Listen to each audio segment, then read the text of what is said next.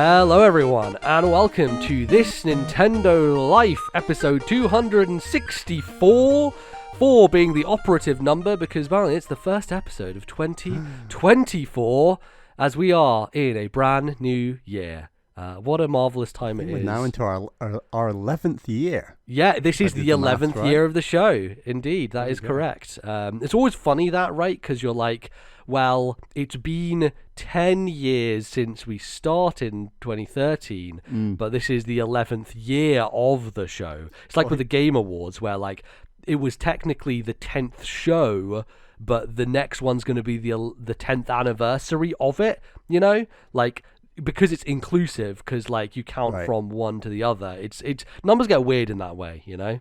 The wild thing on that is that this is Bally Jr.'s third year. No, don't say that. It's his third year. That's and he's banned. not even 2. But that's not allowed. You're not allowed to say things like that. Oh god, we're all just melting, aren't we? Truly into just fucking dust. Wow. Okay. Well, that's cool. Excited for that. That'll be cool for you, I'm sure. The terrible twos they call them. So terrible twos. Best of luck, sir. Best of luck with that. But yeah, we're here once again. So guess what? We're going to talk about Nintendo video games. It's it's one of those shows. If you've never listened to us before, hello, I'm MBZ. That's Bally. We talk about Nintendo on this show, and that's basically it. That's kind of what the show is.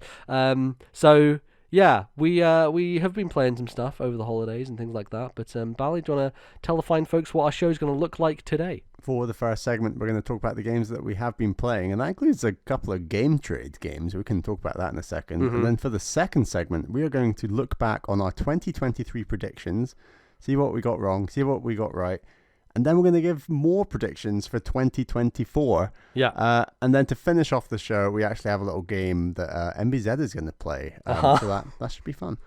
Yeah. So I guess let's get into it, Bally.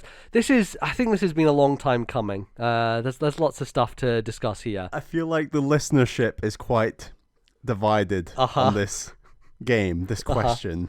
Well, okay, so let's set it up first. So we do this thing on the show. It's called Game Trade. Where this is our 4th year doing it, 3rd year? I think something like that, yeah. So every year, at the start of the year, Bally and I will give each other a game, and we'll be like... We'll do this next episode, by the way, for the new year. Yeah, for the new year. So every time we're like, okay, I'm going to give you this game. You have to play this game before the end of the year. And that's kind of the idea, is like, there's no way that you can get around this. You have to do it. You're forced to do it, basically.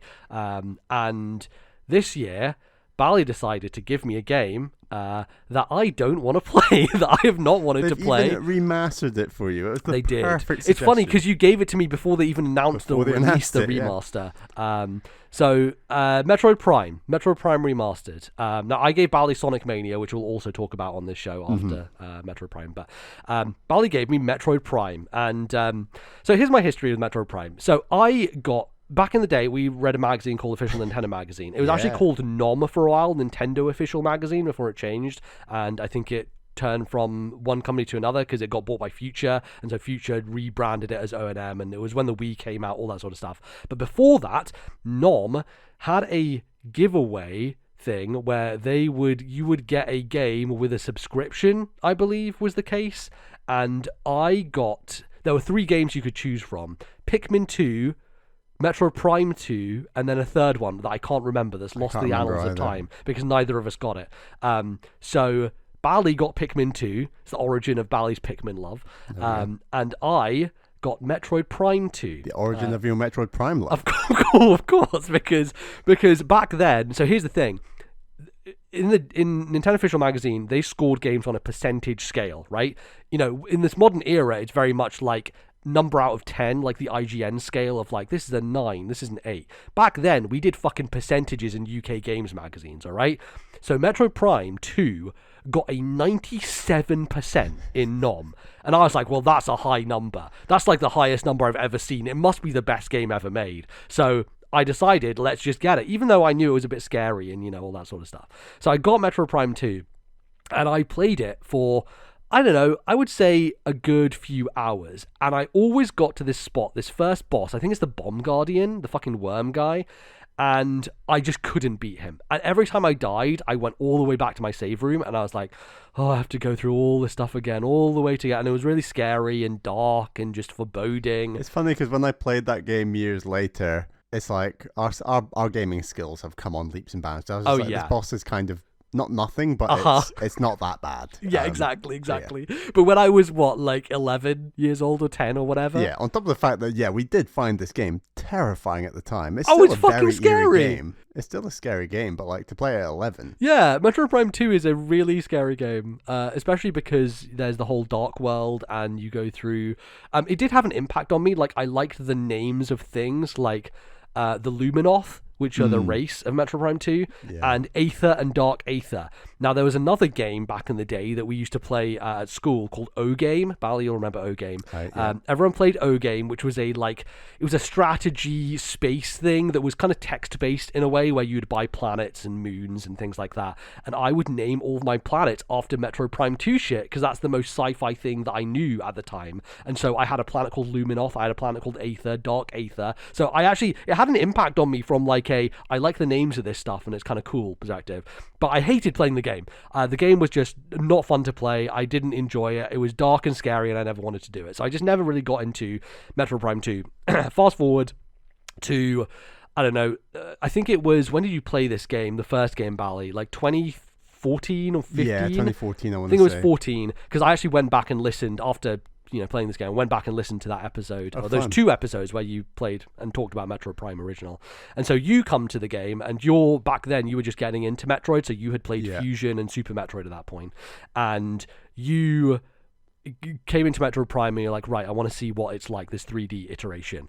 And you came out of that experience being like, well, this is the best Metroid game, basically. You were like, I love this thing, this is amazing, it's so cool. It was also, it's funny, you listen to it and you're like, this is the first-person game I have ever played, which is, it's very funny. The start of this show, if you want some funny stuff, go back and listen to it, because every episode, Bally's like, it's the first indie game I played, it's the first puzzle game I played. You got to start somewhere, right? Exactly, but yeah, definitely a lot of first experiences for Bally back in the day, and it was the first-person game we'd ever played, which I thought was very adorable. And yeah, so you came out of that experience being very positive on it, and it's very funny because back then you said, basically we talked about how you came over to my house and played Metroid Prime and I watched you play it, and the section that I watched you play was the fucking where it goes all dark and the space pirates are taking over and the power is out and you have to use the thermal visor. So you go in there and then you get the thermal visor and then you come back the opposite way that all the lights are turned off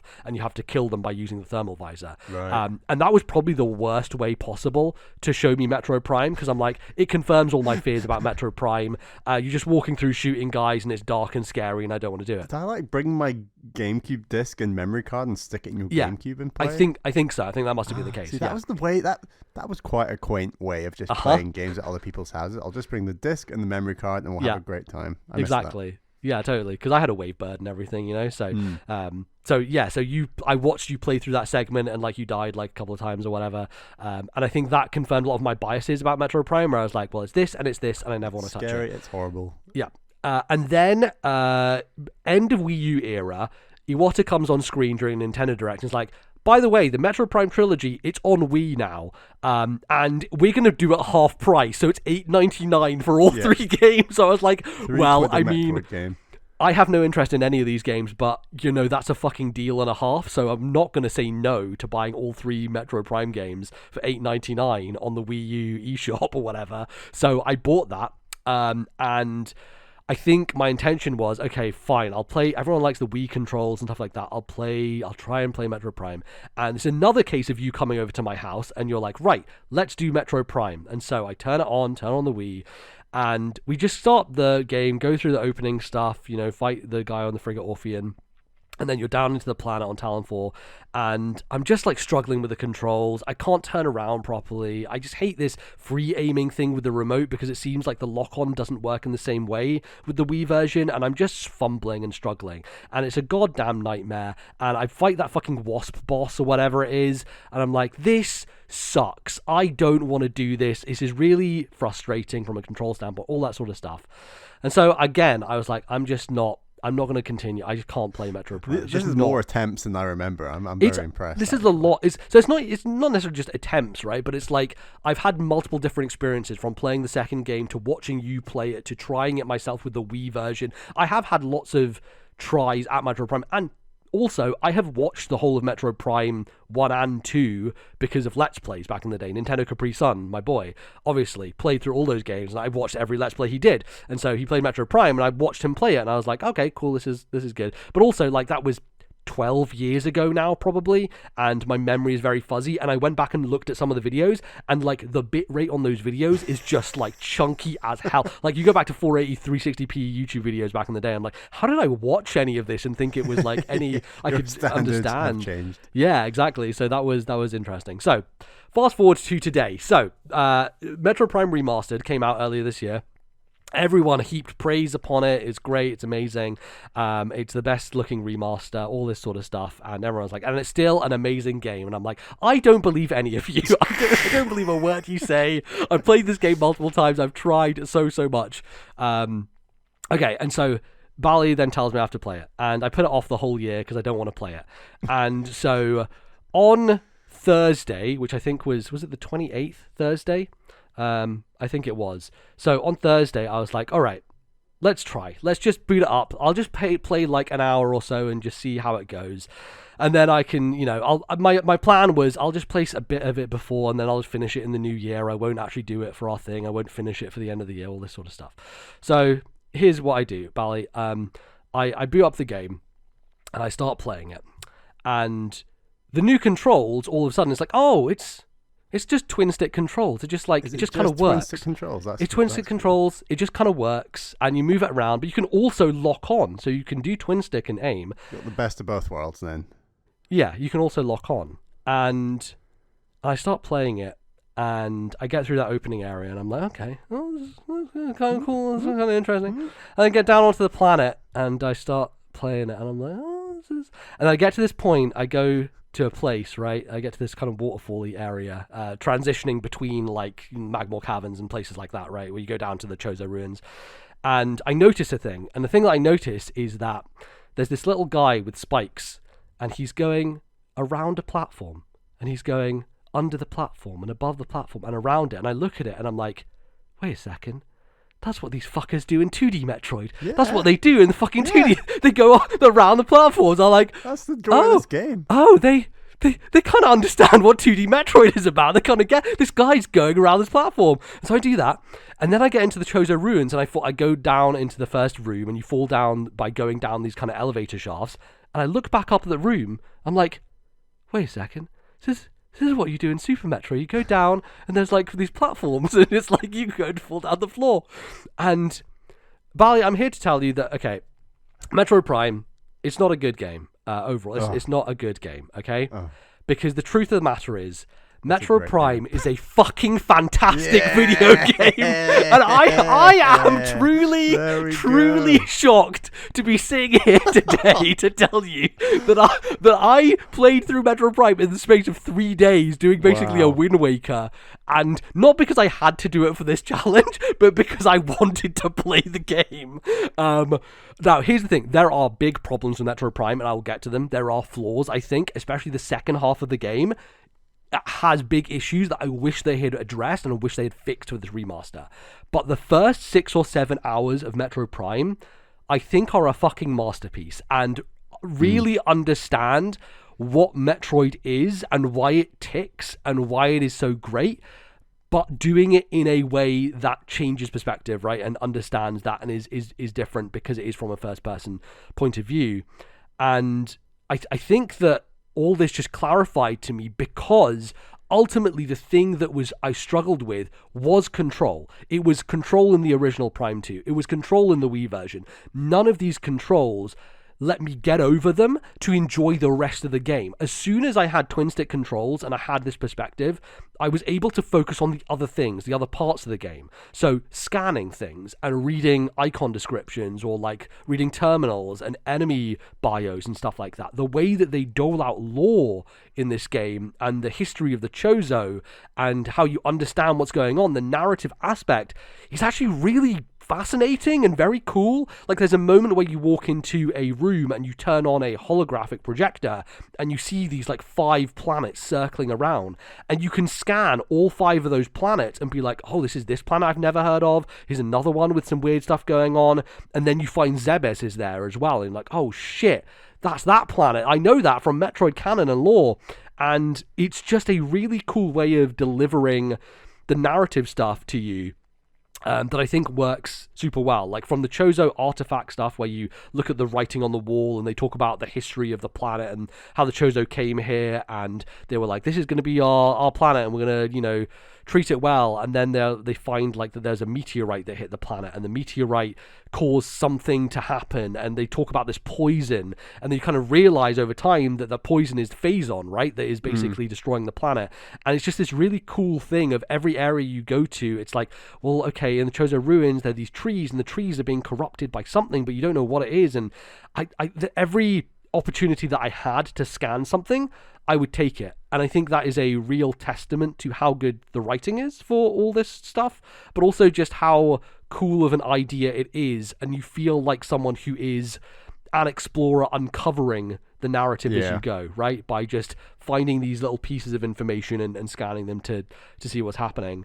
And I think also because I was not focusing on controls anymore, I was just looking around the environment more, taking in the surroundings and just the atmosphere, the little touches when you walk through vents and it steams up the mask, when you have raindrops just flicker off the front of the visor, when you go near to those weird electrical guys and the screen starts fuzzing up like a VHS tape because your visor gets interference. Like, there are so many touches that obviously the reflection of Samus's eyes is something people have talked about for years and years, but I think in context of the vibe and the sound of the world and all of it happening around you, it feels so much more impactful and just adds that level of polish, that kind of tangibility to the world as well, right? Just like going through these places and having these physical things of the environment affect your character. And I think all of this works in harmony because this game is fucking stunning. It is the best looking Switch game. It runs at a flawless 60 frames per second. It is incredibly smooth and also incredibly crisp, which is not something you can say for practically any Switch game. 1080-60, I was playing this on my monitor the most of the time. I played it handheld a bit as well, but holy shit, it looked incredible. It is like the best looking game on Switch by, I would say, quite a margin, and it's based off a GameCube game originally.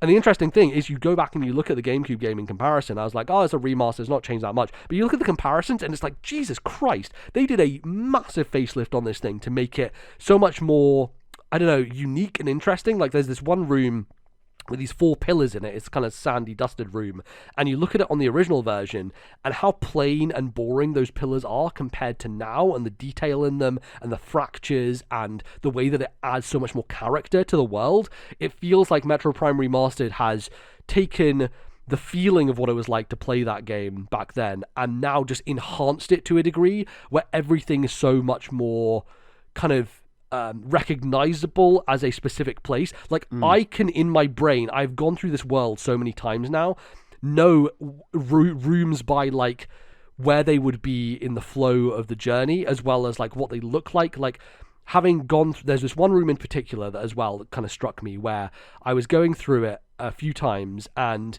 every time I would be able to do something new in the room. And that is a Metroid staple of, you go through it the first time and you're like, okay, I'm going to fight these enemies on the floor, there's some wasps in the ceiling, and in this room there is that wasp hive, there is another room you can go to, there's a couple of stairs, and on the side there's like a morph ball puzzle with bombs. So you go through this room one time, you just clear out the enemies and you move on. And then you come back through there and you have a missile. I'm like, oh shit, now I can take out the wasp hive.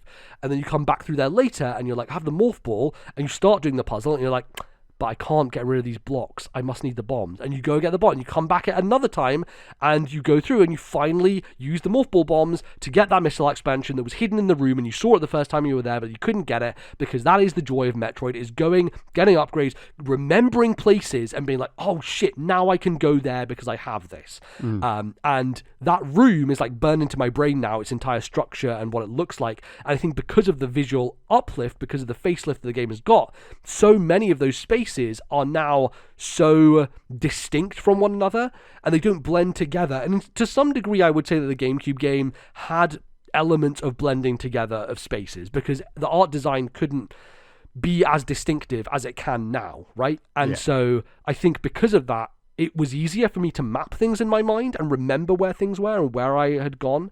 I still had to look at the map a lot because it is a confusing map. One of the things that is really bad about this game that I still don't fucking understand why they did it, when you move a map around, right? Your thought is that the left stick is the one where you kind of move around and see what it looks like, and the right stick is rotation. For some fucking reason, Metroid Prime Remastered, even all these years later, decides that the right stick is the one where you look around, and the left stick is the one where you rotate the map. I'm absolutely baffled by this decision. There's no way to change it. Like, it is the most backwards-ass thing I've ever seen, but for some reason they decided that was what they were going to leave in there. Don't tell me that's your biggest issue with the game. No, it's not. That's not my biggest issue. That was just an annoyance where I was like, are you fucking serious? It's 2023. Why are we doing backwards stick controls in this day and age? And there's no way to change it. And to some degree, I think there's definitely a core to this remaster that is very much like, it's like what Nintendo did with Link's Awakening, right? Where it's like, we are going to just make this how it was, and we are going to provide some quality of life things, right? But ultimately, we're going to make it so that there are fundamental issues that we're not going to change. We're not because changing the actual mechanic of the frustration of the mechanic you had. We'll just polish it. Exactly. We'll just make it shinier, but we'll still leave it as it was, definitely. So yeah, that whole thing. Basically I was saying that I'm looking at the map a lot because I still forget, like, okay, what room am I supposed to go to? It's a lot to take in. It's a lot to take in, but it's interesting because there is a lot of linearity to Metroid Prime in some ways. Like, and you learn rooms some better than others, and you're like, right, that leads to here, this goes to here, and then you can go through like maybe 4 or 5 rooms before you go, oh wait, now let me check my map and just kind of make sure I'm going the right way, because you reach a room that looks a bit, can't remember which door goes where. Exactly, and there's some rooms. There's this one room in Magmore Caverns, I remember, that's a big open space, and you'll probably remember it has like 4 different exits to it, and there's this central kind of thing in the middle, this island, and on top of it is like a installation with like computer terminals and stuff like that. There are 4 entrances, and each one goes to a completely different elevator or direction or whatever, and every time, no matter how many times I went into that room, I always had to check my map to be like, right, can I make sure I'm going in the right direction this time? There are often times where I just started in the wrong direction. I was like, fuck, and then I realized it too late, and then I went all the way back through. There's definitely a little bit of that learning curves, even throughout the game. Even as much as you memorize stuff, it still gets a little bit tricky to recall everything to mind. But Magmore Caverns itself is like an interesting area because it's basically just a straight line. Like, you look at the map for Magmore Caverns, it's like, this is just a straight line, and it's basically a conduit to other places. It's a place you get to from Chozo Ruins, but it's a place to go to Fendrana Drifts. Yeah. And so the only way to get to Fendrana Drifts is you have to go through Magmore Caverns. And I think the first half of the game works really nicely because the core of Metroid, right, the reason why I love it so much, in some ways, but there's also other reasons, right, is it is a exploration focused experience. Enemies are there, but enemies are kind of a means to an end. They're not the focus. They're not the thing that you should be worried about. And this game definitely understands that to some degree, where, you know, enemies are very much a puzzle to be solved of like, okay, how do I beat them? Okay, there's these ice guys, they have these things on their back, I have to get around the back of them, shoot a couple of missiles, blow up their back, and they're gone, right? There's not a huge amount of challenge to regular enemies, but they can get annoying at points, and you just want to make sure you understand. It's about getting past them with taking as little damage as possible. Exactly, yeah, it's about it's management of that stuff, and I would argue that in Metroid Prime, enemies are a bit too spongy. You know, there's something about 2D Metroid where you can bing, bing, bing, bing, bing, blast through enemies. You can run past them easily. You can get through them. Up feels definitely different. At the back half of 2D Metroid. But even in the regular flow of 2D Metroid, enemies never take that long to defeat. They take a couple of blasts and they're gone, and you run past them and you collect the health pickup and off you go. Here you do have to, and I think there's less enemies in Metroid Prime because you enter a room and it's like, okay, here's 2 Sheegoths, right? And you're like, okay, Sheegoth's the big one, I think. The small ones, the small ice guys. There's 2 of them. Just spend a couple of minutes beating them, and then you can move on. And it's not more than that. So it's okay. And they do respawn, but it only happens once you've got past a certain number of rooms and then come back to it. And by that point, you can kind of bypass them if you want. But usually, the first time you go into a room, you want to explore the room, and so the purpose is take out the enemies in the room first to give yourself the space to explore that room. And so you do want to take them out the first time. So I think that is that's definitely a cool thing. And the thing that it does understand, right, is that exploration sense of going to new places, finding things, logging things in your head of like, well, I'll need an upgrade for that next time. The one that really frustrated me the most was the fucking grappling hook, because you literally don't get it until it's like the last upgrade you get, and yet it is one of the first ones they show you in the opening tutorial, where they're like, on the space frigate, you have to use it to escape, and you're like, you know how to use it, you know what those points look like, and you keep seeing them, and you see them quite early. There's a room in Magmore Caverns where you see these 2 grappling hooks. I'm like, I must be getting them soon because it's showing it to me, and you don't fucking get the grappling hook until like so close to the end of the game. That's one of those things that drove me a little bit insane. I was like, where is the fucking grappling hook? And I couldn't get it for a while. But it is that kind of mental logbook of like, okay, what have I got? What am I going? And it then also does do the Super Metroid thing where it's like, okay, you have this new item. Now think about where in the world you could use that. And I think for the most part that works quite well.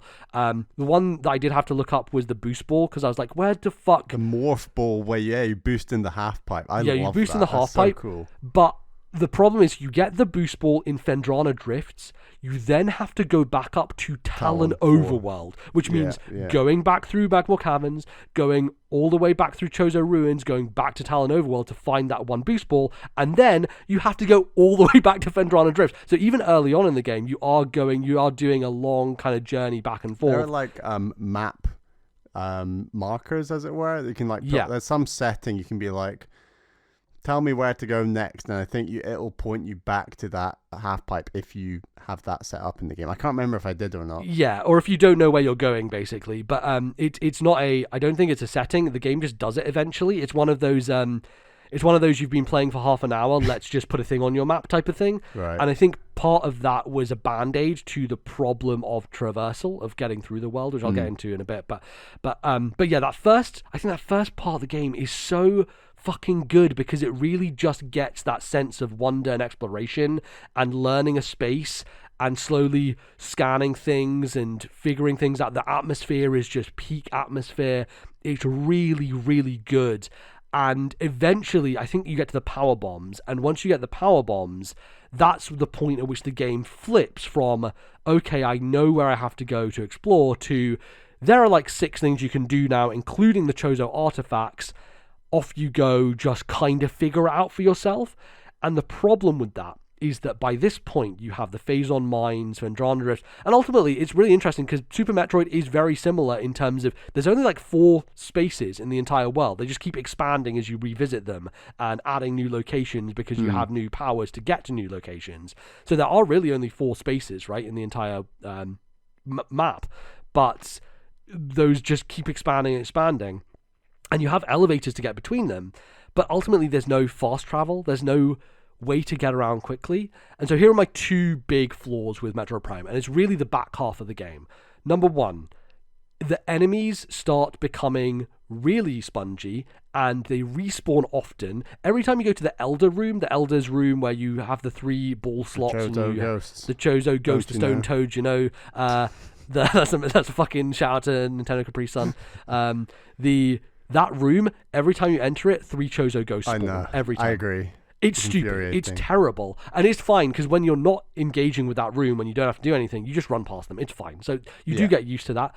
But like the back half of the game, you never feel that power ramp, because even after you get the plasma beam, those fucking specific color enemies of like, I'm a purple enemy, so you have to use a wave beam on me. I'm a white enemy, you have to use ice beam on me. There's never that sense of power on the way back through those places, because you still have to use those. And those enemies, they take like 2.5 charge hits to kill. It's a lot of damage they have to take to go down.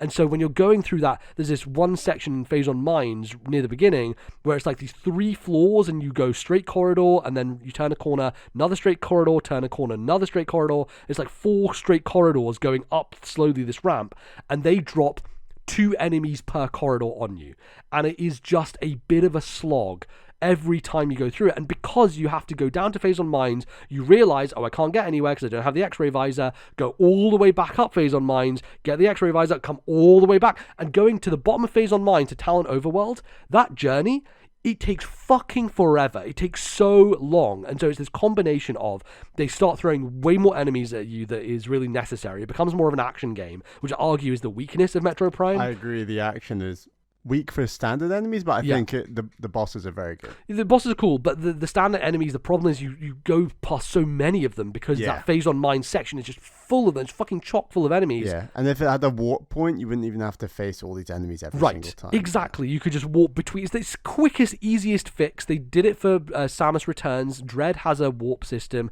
AM2R has an entire, fast travel system.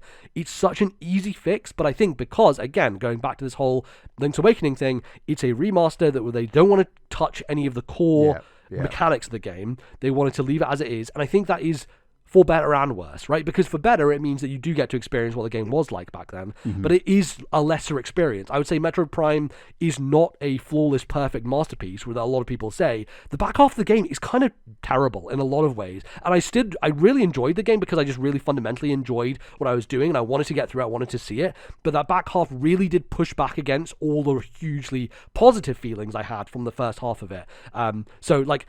The thing that defines 2D Metroid is the back half of that game, you have the screw attack and the speed booster. And what both of those achieve is a devastation for killing enemies quickly and a speed with which you can just rapidly get through the world. So even in a game like Fusion, where there is no fast travel system, it takes so little time to get from place to place versus the plodding, slow, you never get a movement upgrade in the whole of Metroid Prime. Fusion's map also has like a very distinct... This elevator takes you down here, and then there's like that middle area with all the different elevators, whereas Metroid Prime almost has like two worlds or areas slap. It has a nested situation. You can't get to Fendrana Drift without going through Magmore Caverns. There's no way to do it, basically, right?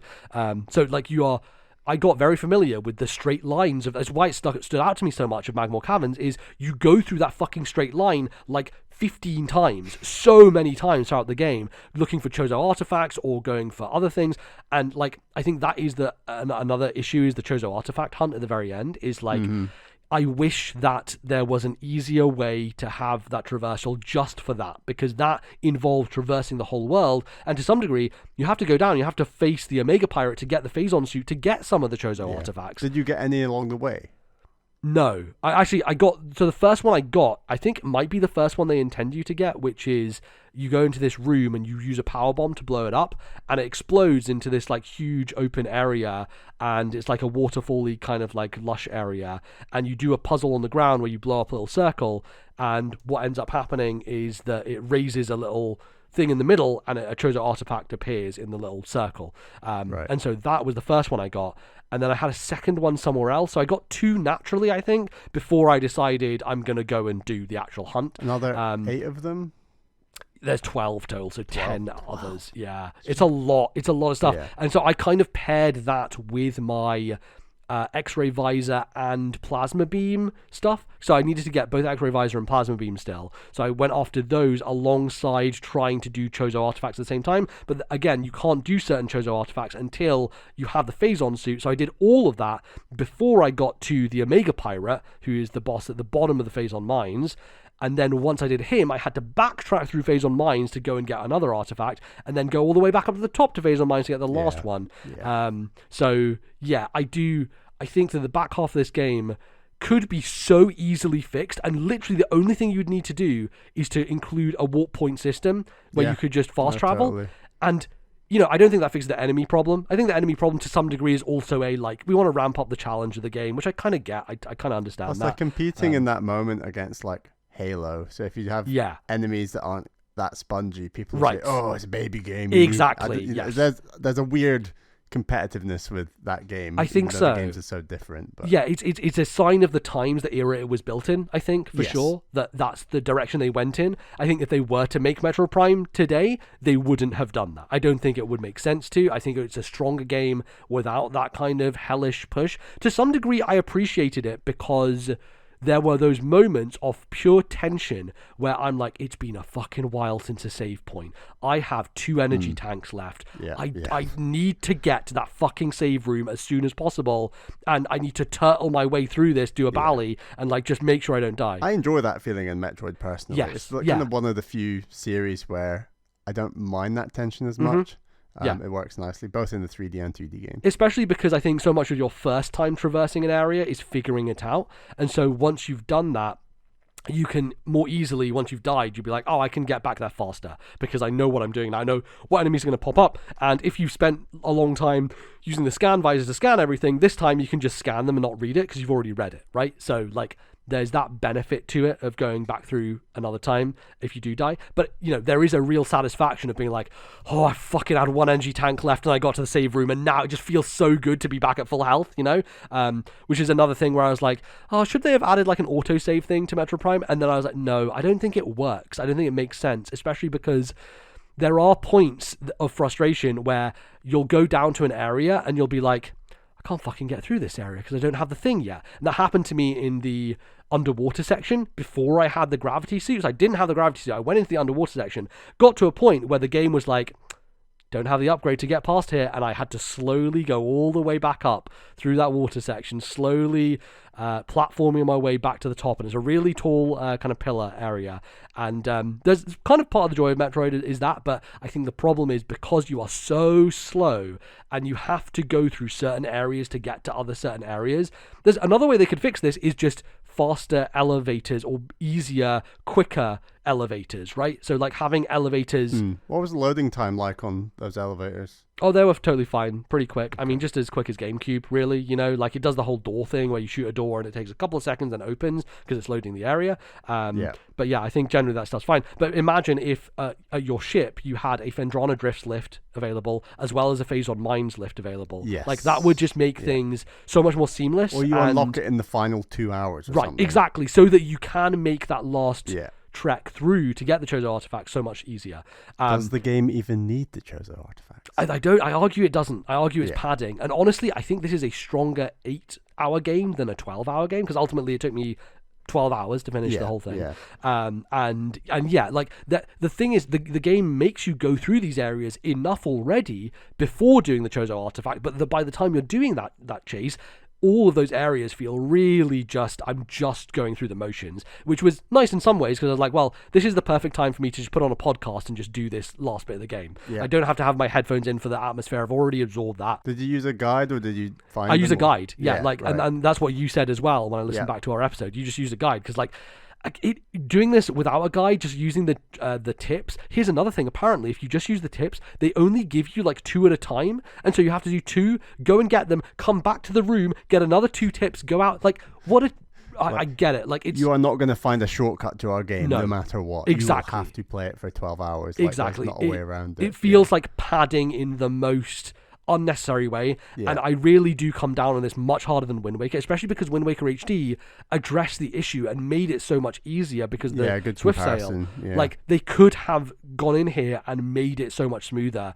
This is way worse than the Triforce Hunt from Wind Waker, way worse, and it's because Wind Waker has also got fast travel. Like exactly. Although the world is way bigger, there's still fast travel. Yeah, but I mean, the Triforce Hunt is very much like look at a map and be like, oh, that's the point. I can fast travel close to there and just go get it. Like it's very quick. There's no enemies in the way. I enjoy the Triforce Hunt. I will defend that. Actually, it's the Chozo artifact. Sorry, it's tougher. It's way worse. Yeah. All that said, again, shitting on a bunch of the back half of this game, I still think that this game fundamentally really does understand what Metroid is and is a great conversion from 2D to 3D. And that's what's so great about it. I agree. Like that. This is Super Metroid 3D. It is, exactly. It really is. Yeah. In so many ways, structurally, like you even start in a separate area that then you fight a tutorial boss that then blows up and you go down the planet. Right. And then it's a similar thing actually in Super Metroid of it's not linear, but you know generally where you're going, and it kind of like locks you off in some ways. And then in the back half of Super Metroid, it's like, well, okay, now I have more stuff. Where do I go? It's a bit more open. It feels like, and it feels like they try to replicate that structure, but again with Super Metroid, there's the speed booster, there's other ways of getting around quicker. It's just so much easier in a 2D game to go past enemies, to kill them with screw attacks, to traverse areas, and not having that stuff in Metroid Prime means the back half really suffers from it. And I think a full-blown Metroid Prime remake that fixes all those issues and addresses all that stuff is legitimately a complete and utter masterpiece, right? Because it understands everything at that point that is wrong and really does get it. So the bosses I thought were cool. I still think, again, they have the Retro Studios problem of we're going to do 20 animations. You can't hit us. Okay, here's the 3-second window you can hit us. Okay, now 20 more animations. It's very much the Donkey Kong Country approach to boss design. What was the toughest fight for you? Oh, the fucking Omega Pirate, by far. Mine was Ridley by far. Ridley, I was alright. I beat Ridley first time. I was reading online a bunch of stuff about Ridley, and people were like, Ridley's bullshit, I hate him, he's terrible. And I didn't have much trouble with Ridley, maybe because I read... You're always good on the whole energy tank missile front with Metroid Yeah, games. I'm like fighting these bosses with my hands tied behind my back. I want to guess how many fucking energy tanks you had by the end of the game, because I had every single one except for one. There's one Jesus, that I missed. So you must have found Metroid Prime pimps. No, I mean, I died once, which was to the Omega Pirate. I didn't die. I really like that Metroid Prime fight at the end. Yeah, I mean, again, I think the bosses have that kind of pattern thing to them where you have to hit me during this phase to then do damage, right? And that's the kind of thing. And the Omega Pirate fight for me was a pain because of my least favorite. I think my least favorite enemies in this game are the specific colored enemies that you have to use that beam on. Same with the Metroids at the end, like the specific colored, the fission Metroids where you hit them, they split into 2 different colored ones. Right at the end, oh my god, those are a nightmare. So I ran past one of those. But that's what the whole Metroid Prime fight at the end is about. It's all exactly. I think the Metroid Prime fight is good, though. I do like that because it is focusing on one target and you're just doing that. But the Omega Pirate fight is a bullshit because you're fighting a big guy and then he spawns 3 fucking enemies every phase. So every time you damage him in his invisible phase with the visor, he spawns 3 other enemies that you have to take out at the same time, and it's just a lot to deal with, and it's assaulting. Like you said, it's very hard not to get hit by those guys, and so you always will take some kind of damage from them. So it's a big kind of deal dealing with those. So I died on him once, and I was like, oh god, this guy's a pain in the ass. Thankfully managed to do it. The really interesting thing I found about this game, missiles do not matter that much. Really? I was going to say I needed them a lot for Ridley. No, and maybe that's why you struggled on Ridley, because it's really ineffective using missiles, because missiles do a set amount of damage, a short amount of damage, and they also, here's the big difference between 2D and 3D Metroid. The boss fights in 2D Metroid, reason why I love them, is like the Ridley fight in Fusion, you just fucking spam missile. You can do 300 missiles in like a minute. There's those windows you can do disproportionate damage. Exactly, and you can just do whatever you want, and you can just jam your button and do so many missiles.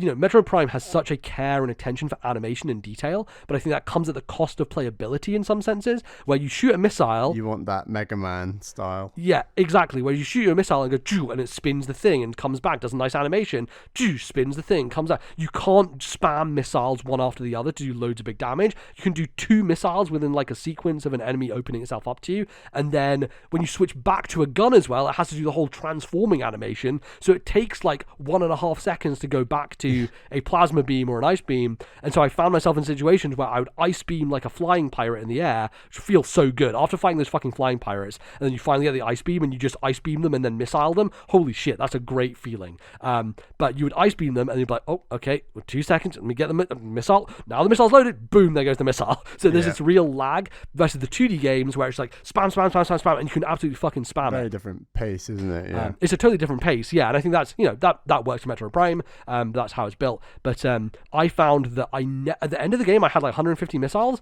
I was not using any of them on these boss fights because the boss fights were so much more susceptible to charged shots. So the Omega Pirate, I could get rid of his armor much faster by just using plasma beam charge shots to destroy each piece as opposed to spamming missiles. And there's definitely a benefit to missiles, I think, because charge beam, when he does his move where he holds his hand out and absorbs stuff, then you can't use the charge beam, and missiles you can use. But there is, I found myself going to that much more, especially because you're constantly changing beams for the regular enemies that pop up with all the different colors. And I think on this version with the twin stick controls, switching beams is a little bit more of a fuss because you have to hold down a button and then press the D-pad, whereas on the GameCube controller, the C-stick was the beams and the D-pad was the visors, so you could quickly switch between them. You didn't have to hold another thing, whereas on this version, the D-pad by default is the visors, and then you have to hold X and then use the D-pad to switch beams. So there's an additional layer to switching every time. So it gets a little bit complicated, switching between visors and beams, especially the final Metroid Prime fight. Just switching visors constantly and beams constantly. But I did enjoy it, and I think at the end of the day, the biggest problem is sponginess across the board. Like the end game bosses, don't need to be that spongy. You do those phases far more times than you need to, and same with endgame enemies. But like, I think that is the biggest kind of thing I can levy against it, because otherwise again, even during those sequences where I was having a tough time and I was like, oh gosh, this is a little bit of a slog at the back half, it's all I could think about was going back and finishing the game, which I think says a lot about it and its compulsion and the kind of design of it. And yeah, I think it's tremendous. It's a really good game, and I don't think I would have thought that had I played it all the way through on GameCube or had I played it all the way through on Wii, because the controller frustrations alongside the mounting frustrations of the end game would have fully soured me on it. But because it was so easy to control and so easy to engage with from a combat perspective, I think, Bally, you would have had a much easier time playing this with this version as your first version, even back in the day, because the ease of just moving around, looking at things in the environment, like, you don't have to stop and look, you can move and look, and that is such a freeing thing that I honestly, Remastered is the game I would go to bat for. On a list, I would not go to bat for the original or the trilogy version. Remastered is the version I would go to bat for because of all these things that they do control-wise and visual-wise in order to enhance it.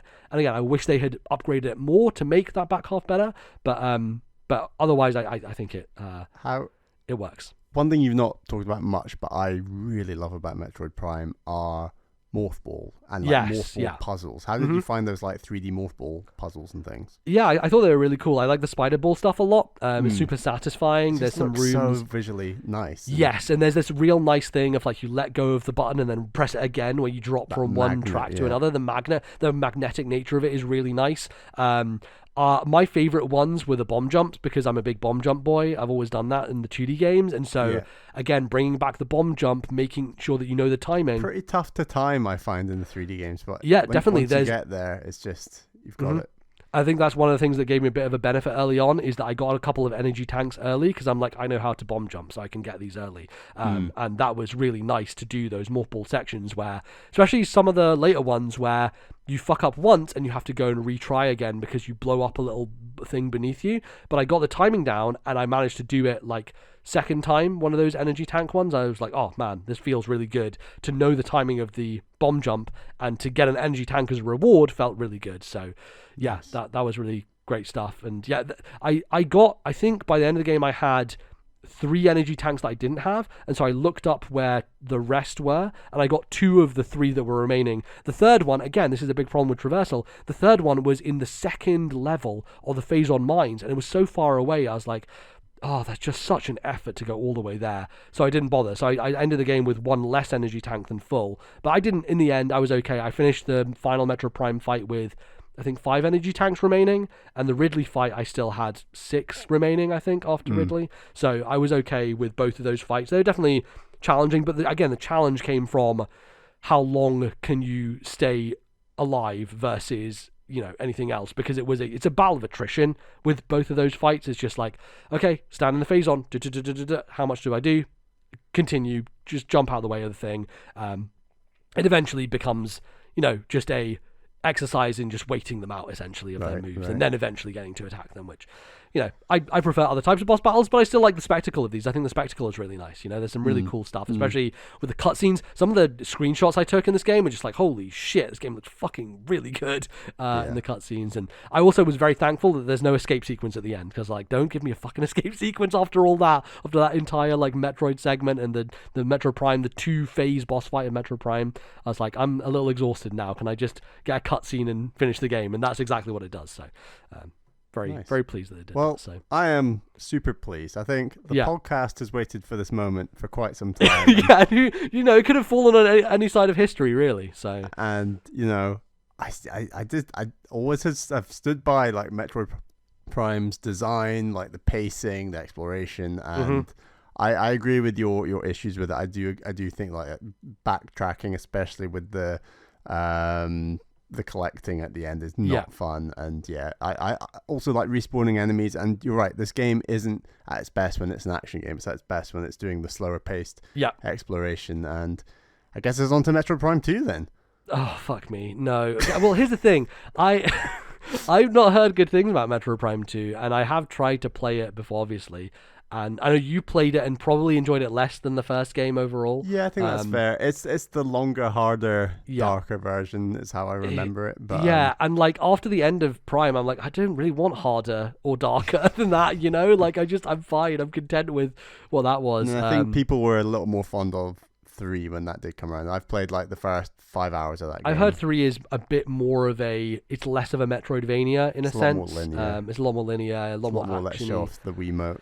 It's got voice acting, for fuck's sake. It's like one of the only Wii games that had that for Nintendo, which is kind of crazy. And yeah, obviously the controls are built around it with the nunchuck, like pulling things out of, walls and that kind of thing. Like a grapple beam, I think, is used with that in some ways. So yeah, I would like, again, like I don't think it's going to happen, but if they do remaster 2 and 3, they're likely just going to be the exact same game. They're not going to make any changes. And I think, man, these games could be just elevated that one step further if they just went in there and just tweaked some stuff. And they definitely did for 2, actually. What they did was for 2, because of the original 2 on GameCube, I remember Greg Leahy talking about it on RFN. The original 2 has some real bullshit in terms of its boss fights and health pools and stuff like that, and how hard they are. And the trilogy version of 2 actually tones that down quite a bit. So it's actually a lot easier, the trilogy version of 2. So they bring it out, it'll probably be based on that version, which will be a bit more approachable, I guess, overall. But yeah, I think the thing that this has really done is just made me more excited for Metroid Prime 4, really, because I feel like Metroid Prime 4 is going to be more in the vein of Prime 1 and Super Metroid, because it feels like a reset point. It feels like, okay, we're coming back to this thing. Let's fundamentally take the ideas and the exploration and the stuff from 1, and let's just build on that. And I think them working on this as a base while they're also working on 4 is a really good indication of where their heads are going to be at for creating Metroid Prime 4, right? Because they now have replayed this and probably understand a lot of the issues that fundamentally we have with the game, right, as well. I'm sure they're, smart people over at Retro. They look at that and they're like, okay, for the era, this was fine, but we got to approach this differently when it comes to a brand new game in 2025 or whenever the fuck it comes out. So I am a lot more interested and excited for Prime 4 at this point in time. And definitely will be playing it when it comes out. So, but I don't know what can be said about 2 and 3. We'll see. We'll see what happens with those. So, wow. Anyway, I have now shattered. This is the first bombshell of 2024. Apologies for what a way to start the year, blowing everybody's mind. But yeah, it's Metroid Prime Remastered. It's a good video game.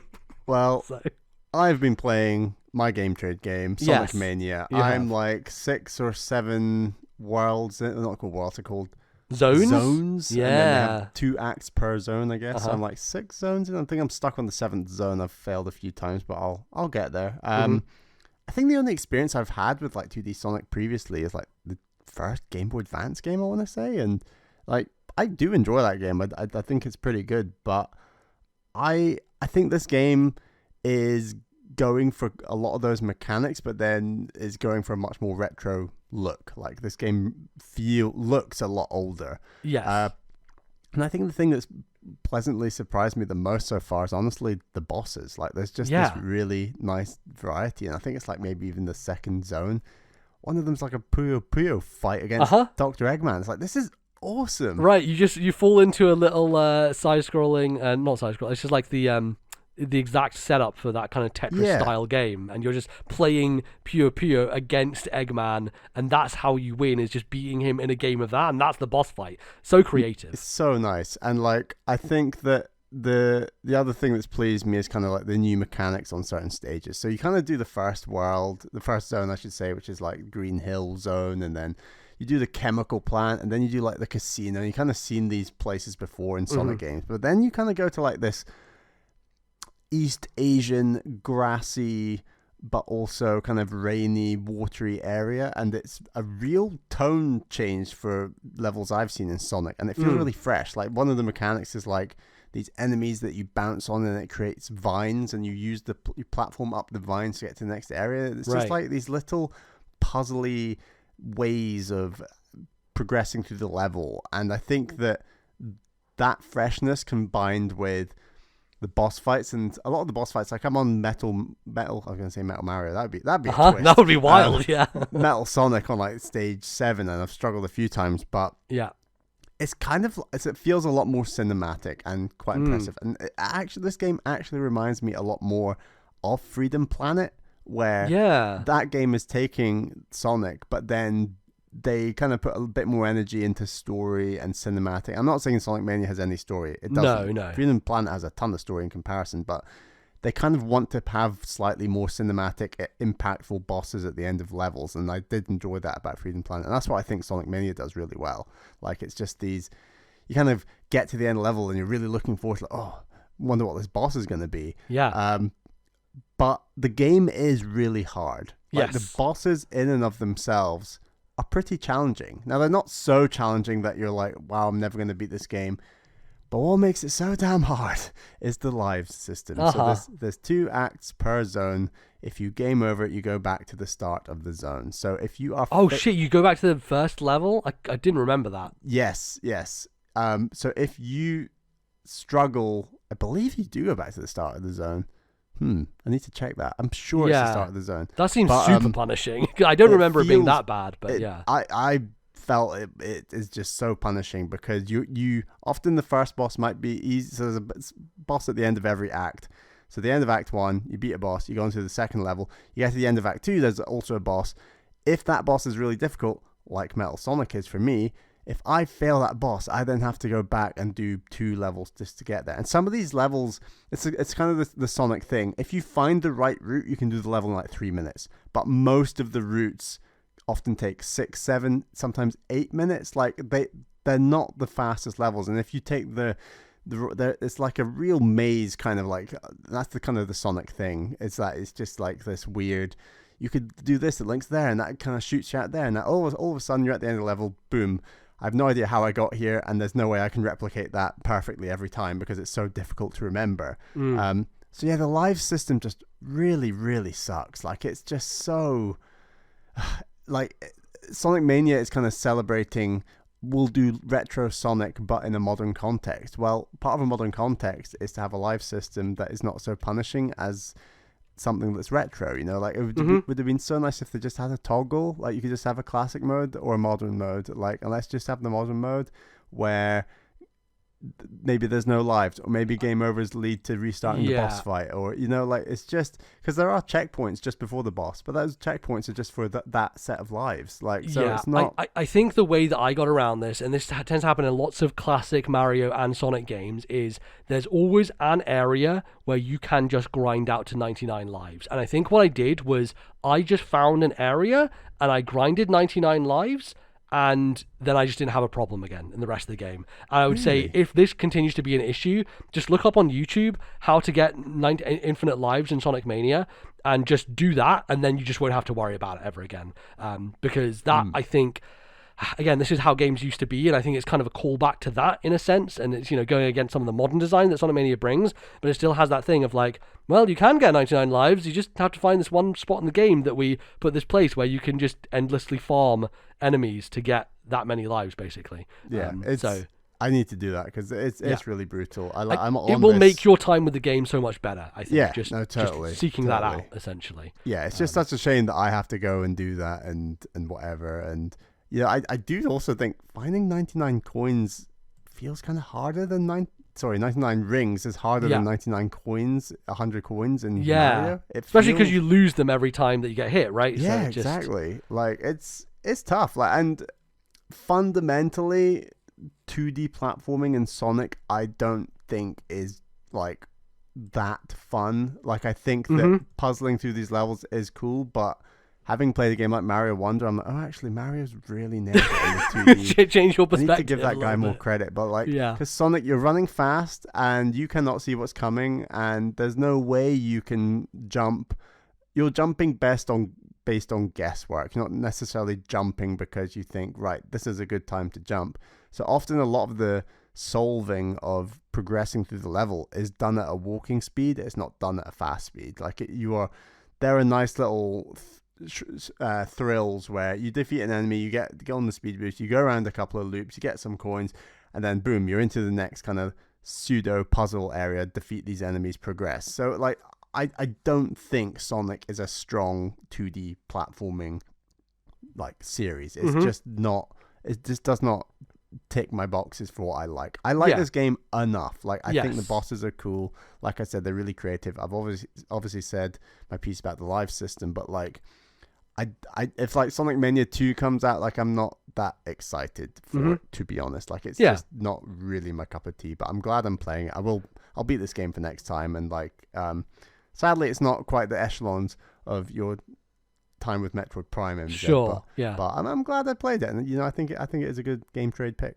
Yeah, for sure. I think I definitely had those criticism and concerns back when I played it as well, the live system, and sometimes you get to a boss and it's like, it's just, oh man, this is really difficult, and I wish that I had a way to get around this that wasn't just playing through the level again in order to have another shot at it, which just feels old. I think for me, the thing that made it stand up is what you were talking about, is that fresh kind of set of mechanics that they throw in here that makes it feel like, oh, here's a direction Sonic can go in that is different from before. And the way the levels were built, I believe, is that the zone, or Act 1 of a zone, is always a bit more traditional to what that original Sonic level was like. Right. And Act 2 throws in new mechanics from the team, this kind of fan team who had built the game, basically. Yeah. And like, I remembered stuff with the ice level, and I looked back at it again, and I was like, oh, right, Sonic gets frozen in an ice block, and you see him in this, like, frozen state with this really funny animation. Yeah, that stuff's cool. Like, and then he slides around, and, like, you smash the ice block, and you get out of it. Like, all that stuff, all those little touches, for me, made it a bit more surprising, I would say, I think, and that's kind of why I latched onto it. I was like, wow, this is a much better Sonic game than any of the others that I've played, and I agree with you. I think Sonic still has fundamental issues, just fundamental to Sonic as a thing, but I thought that this was the best that it had been done in the past, and certainly if you're going to play any Sonic game, this is the one to play, really. So, you know, if you come out of this experience being like, that was cool, but I don't need to play any Sonic games, you're probably correct. You probably don't need to play any more Sonic games. Yeah. Anyway, it's cool, and I'll finish it for next time, but MBZ, you just showered some praise on one of my favorite games of all time. You've now played and beaten another favorite game of all time for me. What is the official MBZ take on Octopath Traveler 2? Octopath Traveler 2, yeah. So I did. Last time we spoke was on our Game of the Year episode, where I had played 61 hours. I have now... And you were like, these stories aren't coming together. I don't like that aspect. Yeah, for sure. I have now played 81 hours. So I played 20 hours, and I finished the game. So I went through all the final chapters, did the last thing, the last kind of everyone comes together to fight the big bad evil, and fought that boss, and it was just challenging. It's good stuff. It was a really good fight, very cool mechanically. I went around the world and just made sure I had everything I needed, from Hikari's different moves to Ochet's different monsters to the equipment that I thought would be most efficient, to going and doing the side stuff with the tower so that I could get the Conjurer class, like all that stuff.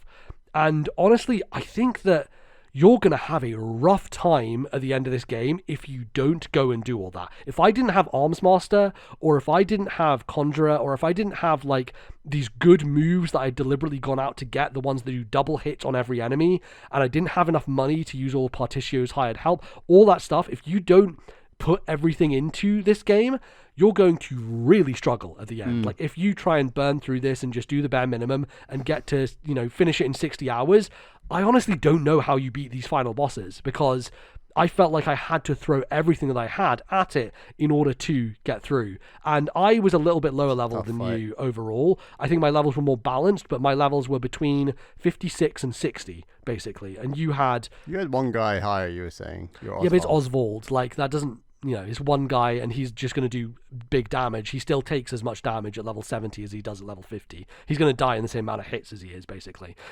So, yeah, Oswald was level 72, but that's because he was always in my party. But everyone else was 55 to 60. And I think you had lots of 65s as well. I had 4 65s, 4 55s. Yeah. And I don't honestly think that level matters that much. It's more about equipment, I believe. It's much more about equipment. Yeah. It's much more about what moves you have so you can manipulate the fight, so you can make everything work.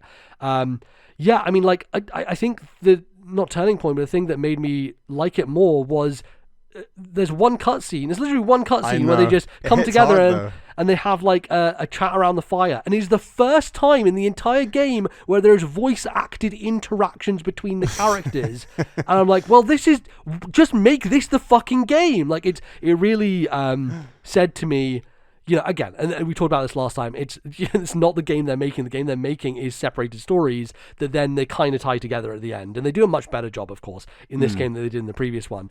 But like seeing that stuff, I'm like, this is why I like RPGs. 8 characters all having relationships with each other, talking to each other, having a dynamic.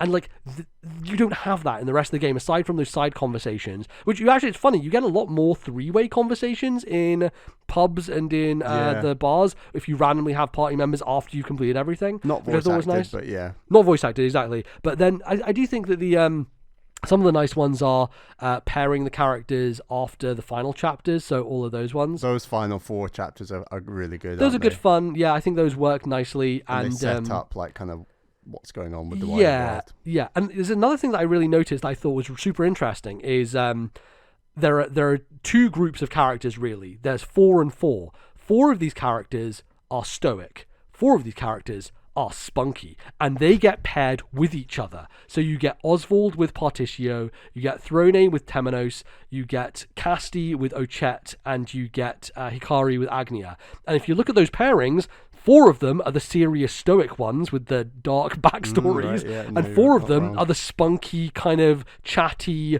uplifting ones, which I thought was really interesting because they find this real balance in the narratives between those different types of characters, and then they pair them off with each other to create more interesting dynamics, which I thought was quite cool. And I think that's an interesting part of this is they have really tried to strike a balance in terms of the types of stories they've told across it, and the different types of characters that they represent. And I really enjoyed all the final chapters. I thought they were all really good in their different ways. And some of them that I had issues with, I was like, it was probably all ties together in some way, and what do you know, it all... Because you get that sense at the end of the final chapters, everyone is like, oh, this shadow thing, and it's like, well, Hikari's being overtaken by a shadow, and Throne, there's stuff happening with some other person that she's related to, and Casti is like fighting this thing, and there's the shadow involved. Like, everyone has a shadow thing involved, and obviously it's all from the same source. And there's some really cool moments at the end where there's like a dungeon you go through, and there's all these letters that have been left behind. And you start reading these letters, and then you slowly realize who the letter is being written by, and you're like, oh shit, there's some cool kind of stuff that gets laid paper trail wise that in retrospect makes you realize that the stories are more connected than you think, even though they're not really. They kind of are, but they kind of have band-aided it on at the end. And there's other characters that are doing more than you've realized in the moment, and that stuff I think is really strong. Yeah, it was cool. It was neat for sure, and I really enjoyed that. And I think it ends very strongly. I wish it wasn't 81 hours. I don't think it needs to be 81 hours. I think it's a really long game, but I did enjoy it a good amount. I think you were quite confident when I said, right, Bally did it in 95. I reckon I can do it in 60. It definitely wasn't. Well, that's the thing. You can't speed up. I mean, you can skip dialogue, but it's also Octopath weirdly is one of those where I tend to just let them speak because the voice acting is quite good, and I don't actually do the thing where I usually, if the voice acting is whatever, I just skip through it and read it faster myself. Like Octopath, I do like it enough, it has enough charm. The characters are cool to kind of get that across, so I do generally pay attention to that stuff. So I think I'm quite positive on it. I'm happy to have it where it is on our Game of the Year list. I definitely think it deserves a good spot there. So nice. Wouldn't have made your personal top 10. It might have done. It might have squeezed in. Like at the end of the game, I was really like at the end of it, I was like, wow, that was great. Like I felt very positive after finishing it. I guess in hindsight, it's more like, well, it was a long fucking way to get there. But I did like the last 6-7 hours of the game where you are pushing through and doing the. They did a really good job of like I said, my biggest criticism of the first game, like how do the characters come together? They did that in a way, a pretty good way. In a way, yeah. It's probably the least they could have done, but it's still at least something. Yeah. So I appreciate that. Were there any stories by the end you thought that was a good story? Yeah, I think they're all good stories. But that's where I come down very differently to you. Is like I wasn't very surprised. Story? Oswald was fine. I can't even remember it now. It's if pretty I'm honest. dark by the end. Or I know you were hyped for Casti's. Cassidy's was cool. I think this is the thing. Like, by the time you get to the final chapters, everything is kind of, you know where it's going to go. I mean, Throne A is maybe the weirdest one. I just found that just... Yes, Throne A's is one of the ones where there is actually like a reveal at the very, very, very yeah, end. And I did not like that reveal. And then later I was like, oh, okay, I get it now. But at the time I was like, oh, okay, it's a bit stupid. But then in context, once they tell you about everything that's happened, you know, as a kind of like grand narrative at the end, then I was like, oh, okay, that does make sense. But at the time I was a bit... I don't know, I didn't really like it. And yeah, I think all of them were solid. They're all solid, good, engaging stories. They're all definitely way better than the first game by like a country mile. But again, I wasn't blown away. I wasn't like sitting here with Xenoblade brain, you know. It's not that level for me, unfortunately. But I do think they're all really good as narratives. So I enjoyed going through all of them. Maybe Agnia's might be my favorite in the end, honestly. Like, I just like Agnia and just the dancer story and the people that she meets and all that stuff. I thought that was all really nice. Final boss music is incredible. It's really good. Yeah, it's really good. And that final area, I like. There's a lot of characters where the final chapter takes you to a new area, and I really like that. Yeah. Agnia's, I kept Throne's. trying to figure out, like, how do I get to these parts of the map? And it's like, oh, they're all the final chapter, basically. Right, Because exactly. I remember reading a thing early on in Discord of you being like, how do I get to this part below Throne A? Little did you know, 80 hours later you would be going there, you know, which is very funny. Yeah. Did you have a favorite location by the end of the game? Um, Like a thematic. Yeah, place? I liked I liked a few areas. I think the music for some of the towns was really nice. Like I feel like Wellgrove was like my hometown in a way. Right. Wellgrove has the department store in it after you do Partitio's quest there, which nice. I always went there to fill up on stuff. I love Hikari's city, like the Japanese themed. Yeah, Hikari stuff is cool. Stuff, really cool. Yeah, I liked some of the winter cities as well. Winter Bloom was nice. Yeah, I definitely... the fact that I can say names of places, I think, is a huge step up from the first game, where I couldn't tell you anything. And I think that the game still has a fundamental problem with my favorite RPG thing, which is like, it's the Dragon Quest way, which is you get to a new town, you walk in every building, you talk to every person, and you open every drawer. And there's no interactables in this game. Like, you can't walk in and open a drawer or look under a bed or whatever. No. You just walk in and it's just a room. And the character there has nothing interesting to say, and they really only stand there to be stolen from or to be mugged or to whatever, right?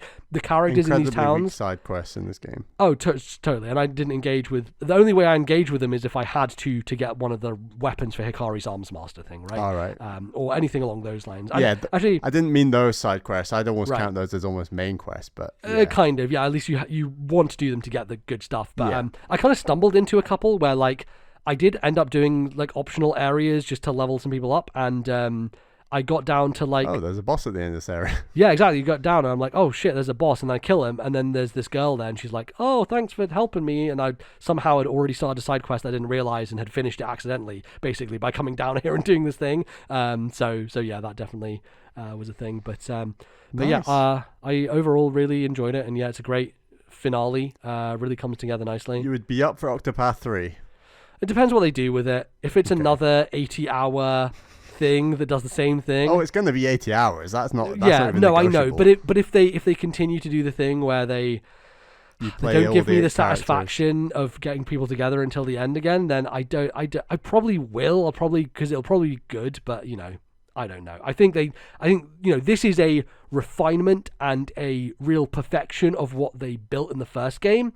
I think the third game needs deviation. I think they need to try something slightly new with it in order for me to be excited to play it. Because I think I'll be interested in the third game, but I wanted to be excited, and I think that means a bit more cohesion to the stories and the storytelling. So, yeah, we'll see. But I'm sure they'll make another one, because this one seemed to have done well. At least critically, it's done well. Although they said they're withdrawing investment in like some of their medium-sized smaller games teams or something. Yeah.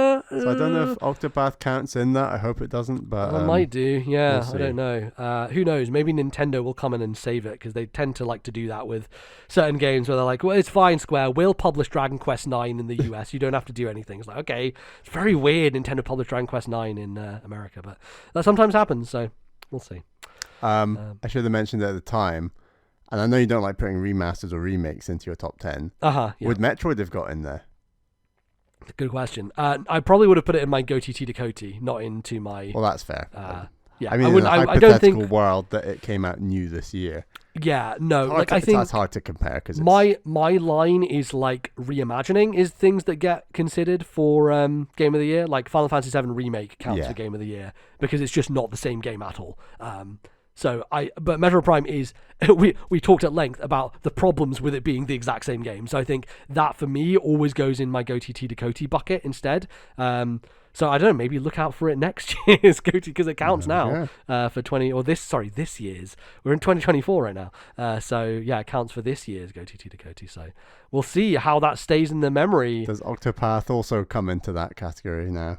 No, I don't think so. I think because I played the majority of it up until, and we rendered a verdict on it on the show last year, so I don't think it does count for me. So I only played the last 20 hours. I'm really pleased that it had a little bit of an Avengers Assemble moment that you appreciated, definitely. And it did something nice at the end. It's good. It's a good game, so I enjoyed it, and I'll get your copy back to you at some point. So I'll make sure my parents take that back to Scotland with them. So, all right, well, that's going to do us for the first segment. Don't go anywhere there because we'll be back after the break with our predictions for 2024. See you in a bit. Magmore Caverns, this place can get pretty rough. Magmore Caverns hotter than Hillary Duff. You may say that this place sucks, well that's your loss. Only problem really is that there's no boss. Auto defense turrets will shoot your ass down. Most of what you see will be red, orange, and brown. In the bathroom, if you think you're safe, well, you better stop. You'll get burnt by Magmore's puffers and Triclops. Magmore Caverns is the center from which all worlds can be entered. So if you're in doubt, you should come here. Is where you'll get a taste of fear. The monsters, they might bite your ear, like Tyson, whom I took last years and years. You'll search till you're in tears and blood and sweat to the frontier. I thought I heard Peppy sneer, incoming enemy from my rear. Don't you listen to that quack, he's wrong, not right, although the road is long. Road to ruin, Foo Fighters song and dance might make you crap your pants, and that could leave you in a trance, but you have got to take that chances or you won't get out alive.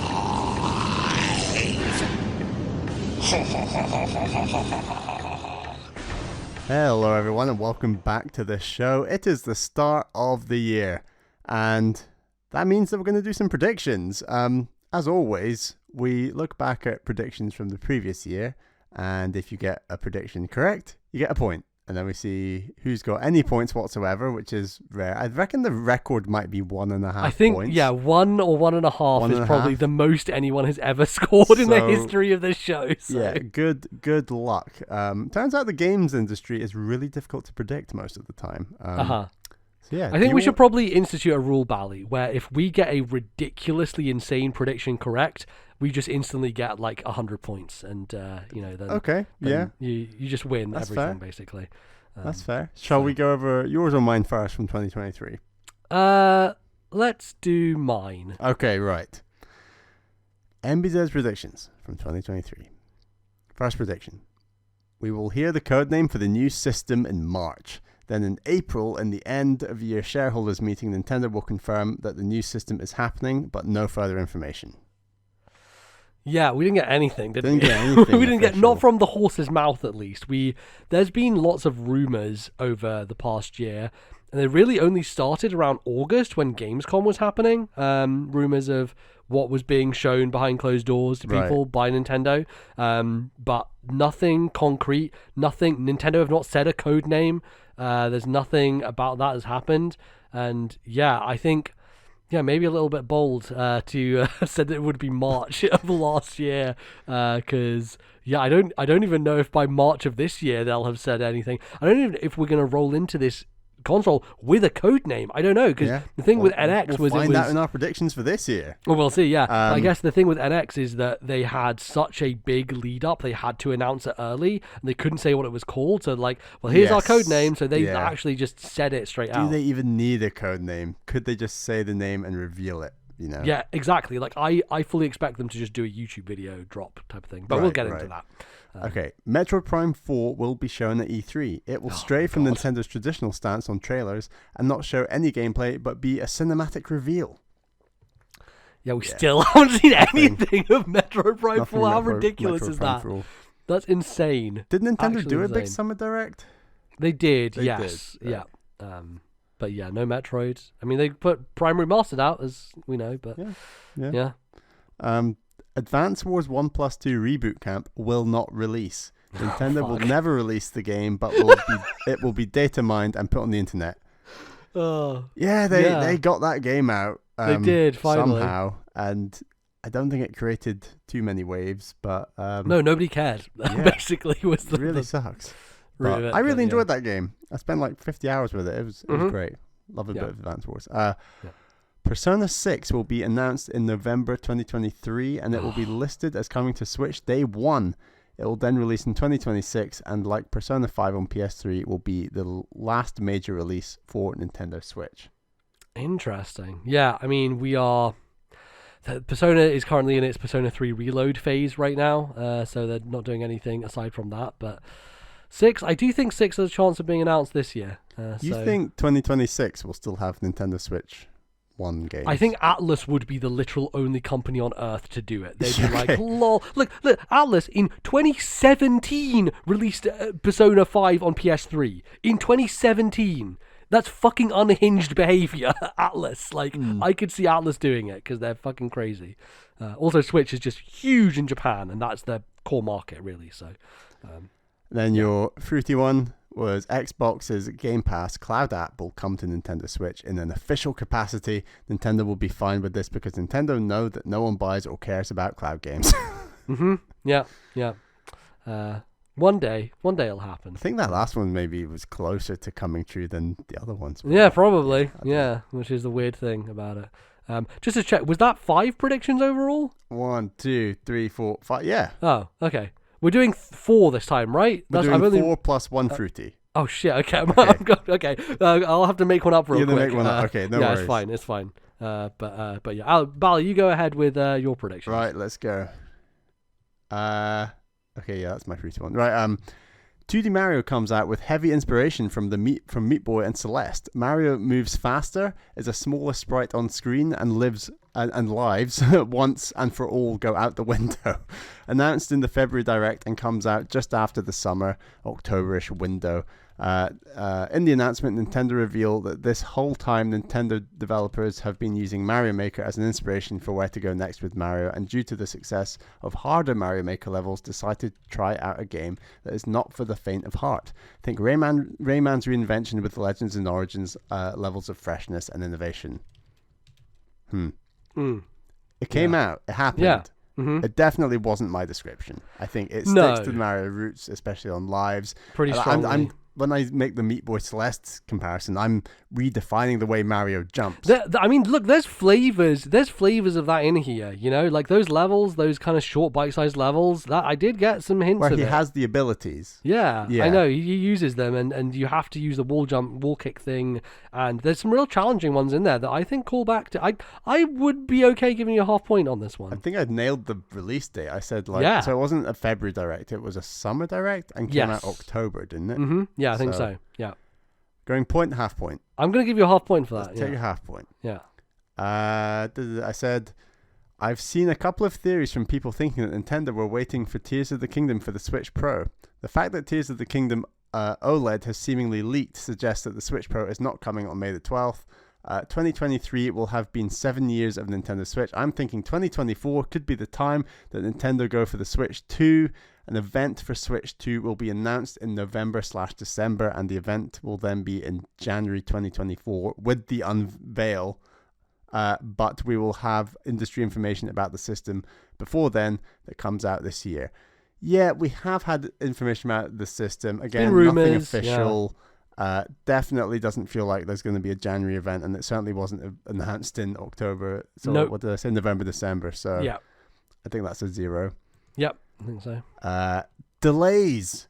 Pikmin 4 and Metroid Prime 4 will both be launch window of the Switch to the new system in 2024 and not come out in 2023. A new 3D Mario will also be held off until spring/summer 2024 to coincide with the launch.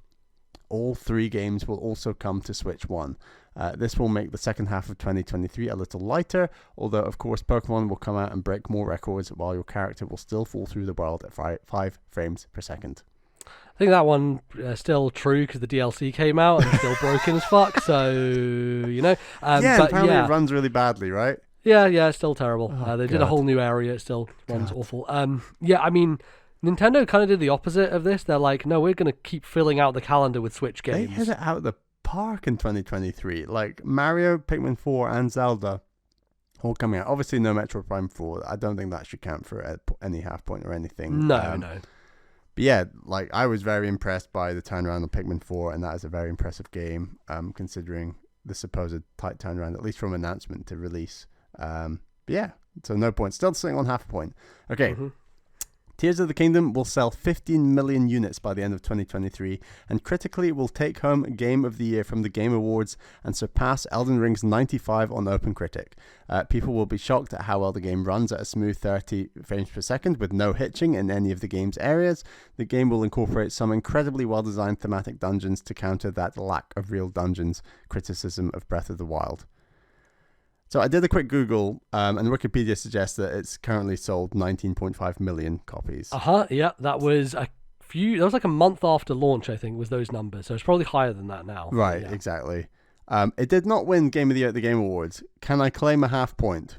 I think one shocking thing was the game runs really well. It does run remarkably well. Yeah. I mean, well, here's the thing. Anytime you open up Ultra Hand, it's like, hey, 20 frames per second, how you doing? Like, it's pretty rough.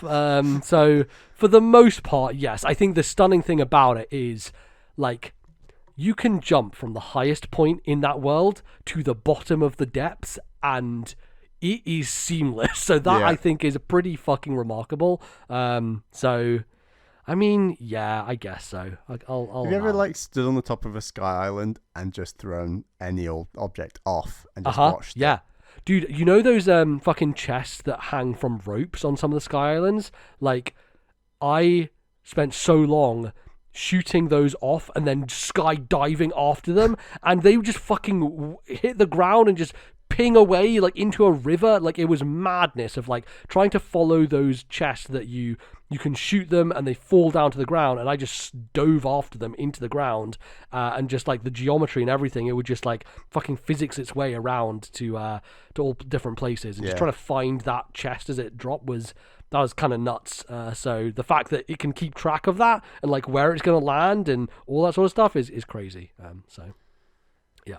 So I'll take half a point. Yeah, sure. Why not? So I make 1 point total, and then my final silly one was the Mario film will release 3 months later in the rest of the world outside the United States and become the most pirated film of all time.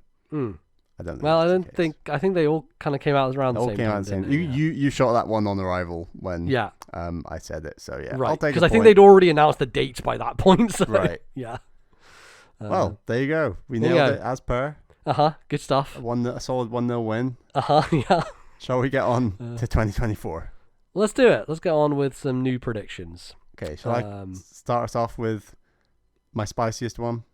You're gonna go spicy straight out the gate. This isn't like my silly spicy. This is my legit spicy. All right, legit spice. Let's go for some legit spice. We're talking about the Nintendo Switch 2. It's got to be the focus of a lot of these predictions, I guess. I'm saying it will launch summer 2024 on Friday, the 20th of September. Okay, yeah. Mario Kart will be a launch game. 3D Mario just like Mario Odyssey, Mario Galaxy, and Mario Sunshine, will be launch window rather than launch itself. So it will come, let's say, October, November. Okay. Nintendo will push down all their creative pride in favor of shareholder interests, and they'll remember that their largest market is North America, and the naming convention of North America means that this console will in fact be called the Nintendo Switch 2. Wow. It's bold. It's actually a bolder prediction for Nintendo as a company. That's what I'm trying to say. Yeah. So this is yeah. them saying, you know, we tried Wii U, we've done like 3DS, we've done like obviously Super Nintendo. We're gonna just throw that out the window. We just need to make it as clear as possible to our biggest audience. We're gonna call it Nintendo Switch 2. Okay. It's very clear that it's a new system. It's different. It's not the same thing. It's not an add-on. This is 2. Mm-hmm. Yeah. No, I see it. I've gone in the opposite direction. Here's my Switch 2 prediction. Let's do it. Okay. The Nintendo Switch 2 is not called the Nintendo Switch 2 because Nintendo, they can't fucking help themselves, okay? It's called the Nintendo Switch Up. Switch Up, okay? They changed it, they switched it up. It's the Switch Up. And here's the gimmick which makes the name make sense. So the back of the system, on the back of the Switch, it now opens as a circle on the back of the Switch. It opens to a projector. And so you can lie on your bed and project this, holding it in your hands, project it onto your ceiling. So you can project your game onto your ceiling, lying on bed, and that is going to be the third pillar of how you play Switch. You can play it handheld, you can play it docked on your TV, but the third way is you can project it onto your wall. And that you just hold the system and project from the back of the Switch onto the wall. The Switch Up, because of course you can, the advertising, here's the trailer. The trailer is you're lying, you go to bed, get to bed after a day out with playing the Switch, you pick it up and you put it above your face, and oh my god, it's on the ceiling. You're playing Mario on the ceiling. He's having a great time. And that is going to be the gimmick that Nintendo has to do, because they have to add some kind of gimmick. It will be a gimmick that people will use for 1 week when the thing actually comes out, and then they'll decide it'll be too compromised to actually play it because it'll be too heavy to hold the thing and have it projected at the same time. It'll be awkward to get the right angle. It won't quite work. But Nintendo will support it for the rest of the Switch's life cycle, Switch Up's life cycle, I should say. And eventually they'll do an iteration that gets rid of it, and then they'll call it the Switch Down. That's it. So, I quite like the name Switch Up. Yeah. Because it's changing something up. Obviously, it sounds like an add-on, which comes into the Wii U exactly. problem, but yeah, it's very close to Switch U. It's one letter removed from Switch U. So, but it launches September 2024, same as you, with an incredible, astonishing 128 gigabytes of storage, because that's where we're at with Nintendo. It's like, guys, we're going to give you 128 gigabytes, and everyone's going to be like, gigabytes. What the fuck, Nintendo? That's nowhere near enough. Is that not like an issue with heat and technology of like projectors and things, and that being a handheld? Are we past that point? Look, Bally, this is just the world of predictions, all right? This is imagination, okay? All I know is that Nintendo, they can pull off some magic sometimes, so sometimes it might work. So anyway, it will launch with a new 3D Mario. That will be launched. It will also... So that'll be the first Mario at launch that's 3D since 64. Yep, absolutely. Yep. Wow. And it will also launch with... because it'll be like the push will be new 3D Mario, but then Nintendo always have to have some other kind of garbage stuff at launch as well at first party. So the other games will be another Nintendo Warriors game. I've said Metroid Warriors, just Prime people, for Prime. Have we still not had Xenoblade Chronicles Warriors? No, we haven't. And I predicted that like last E3 or something, I think. So I decided not to do Xenoblade. So I'm going to say Metroid Warriors, because you can get people hyped for Prime 4 with another Metroid thing, Metroid. Because you can get all the bounty hunters, right? There's all the hunters from Prime Hunters, right? There's a bunch of stuff you can do. So Prime Hunters, you can play as the different hunters. Metroid Warriors, so that's going to be the second game. And the third game, they're bringing it back, Bally. It's Sushi Striker 2. It's going to be big. Everyone's finally going to get on the Sushi Striker train. Sushi Striker 2 is going to be great. So that's the three kind of first-party adjacent launch titles. So yeah, I don't know. I think like this is going to happen this year. We are going to see what the next system is. It's going to come out most likely. Where do we see it? When do we see it? I think that's up in the air still. Like this, I feel like we still have some juice left in Switch, and I think this February Direct that we tend to get still going to be Switch focused. They're not going to say anything about the new system in February. I think they're going to be like Princess Peach is coming out and Thousand Year Door's coming out, and they might announce some other things, but that's going to be the main focus. They'll announce other things? I think they will. I think they are going to try anything substantial. Not the 10 millionth farming simulator.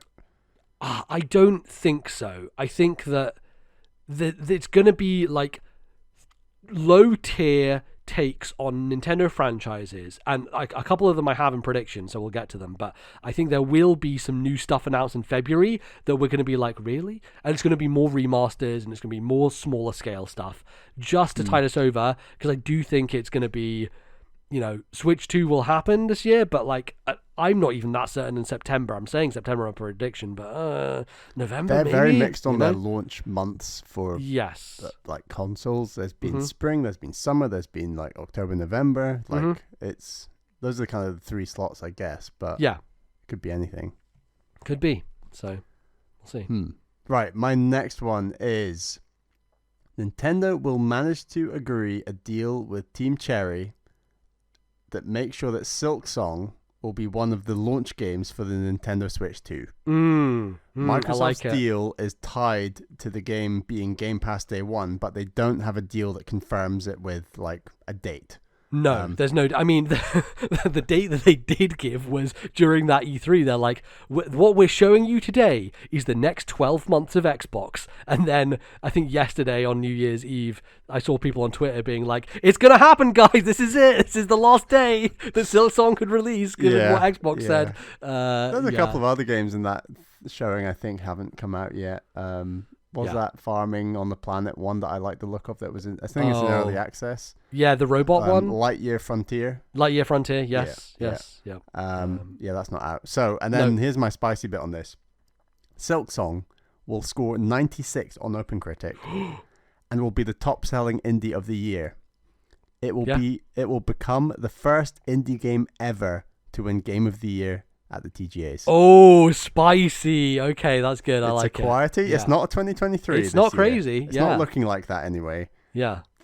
Maybe you'll get, I don't know, a Wolverine. Maybe Prince of Persia will be incredible. Maybe Final Fantasy will be in the running as well. But like beyond those games, is there anything we think that is like truly a lock for the Game Awards? I mean, Princess Peach Showtime, Bally. Come on. It's going to be a banger. But it's not a year with like, A Last of Us, an Elden Ring, these kind of games. A Tears of the Kingdom or something, like a Breath of the Wild. It's not a year that's going to have one of those. I mean, arguably, like no one would have said Baldur's Gate 3 at the start of last year, right? So you never know, right? There's always something that could come out of nowhere and surprise people.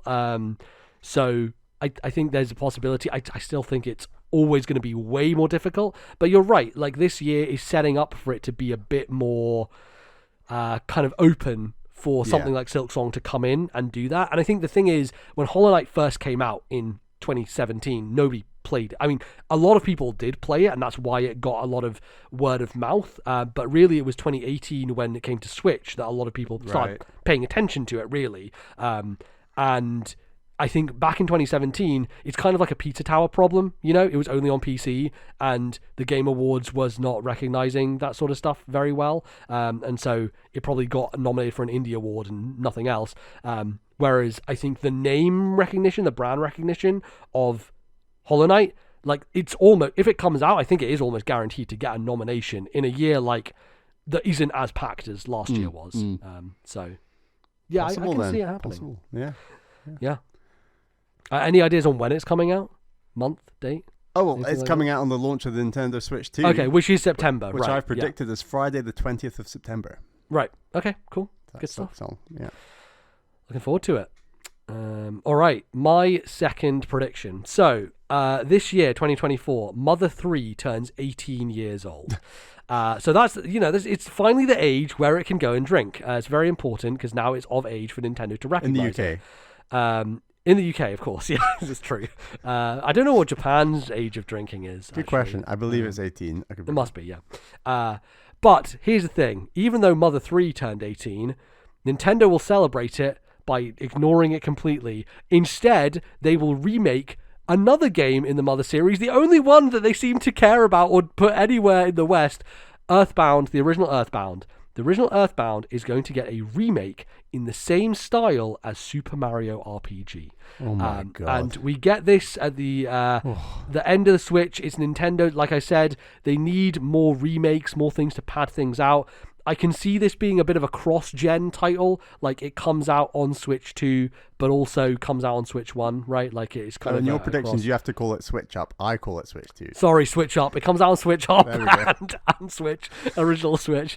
And I think that this is one that people would be happy with, and they will still not shut up about Mother 3. But what it will give us is it will give us hope, because it'll be like, well, they remade Earthbound. What if the way they put out Mother 3 is remaking Mother 3, and they can address all the problems and criticisms and all that sort of stuff, and finally put that game out for Western audiences to play. When did you say it's coming, sorry?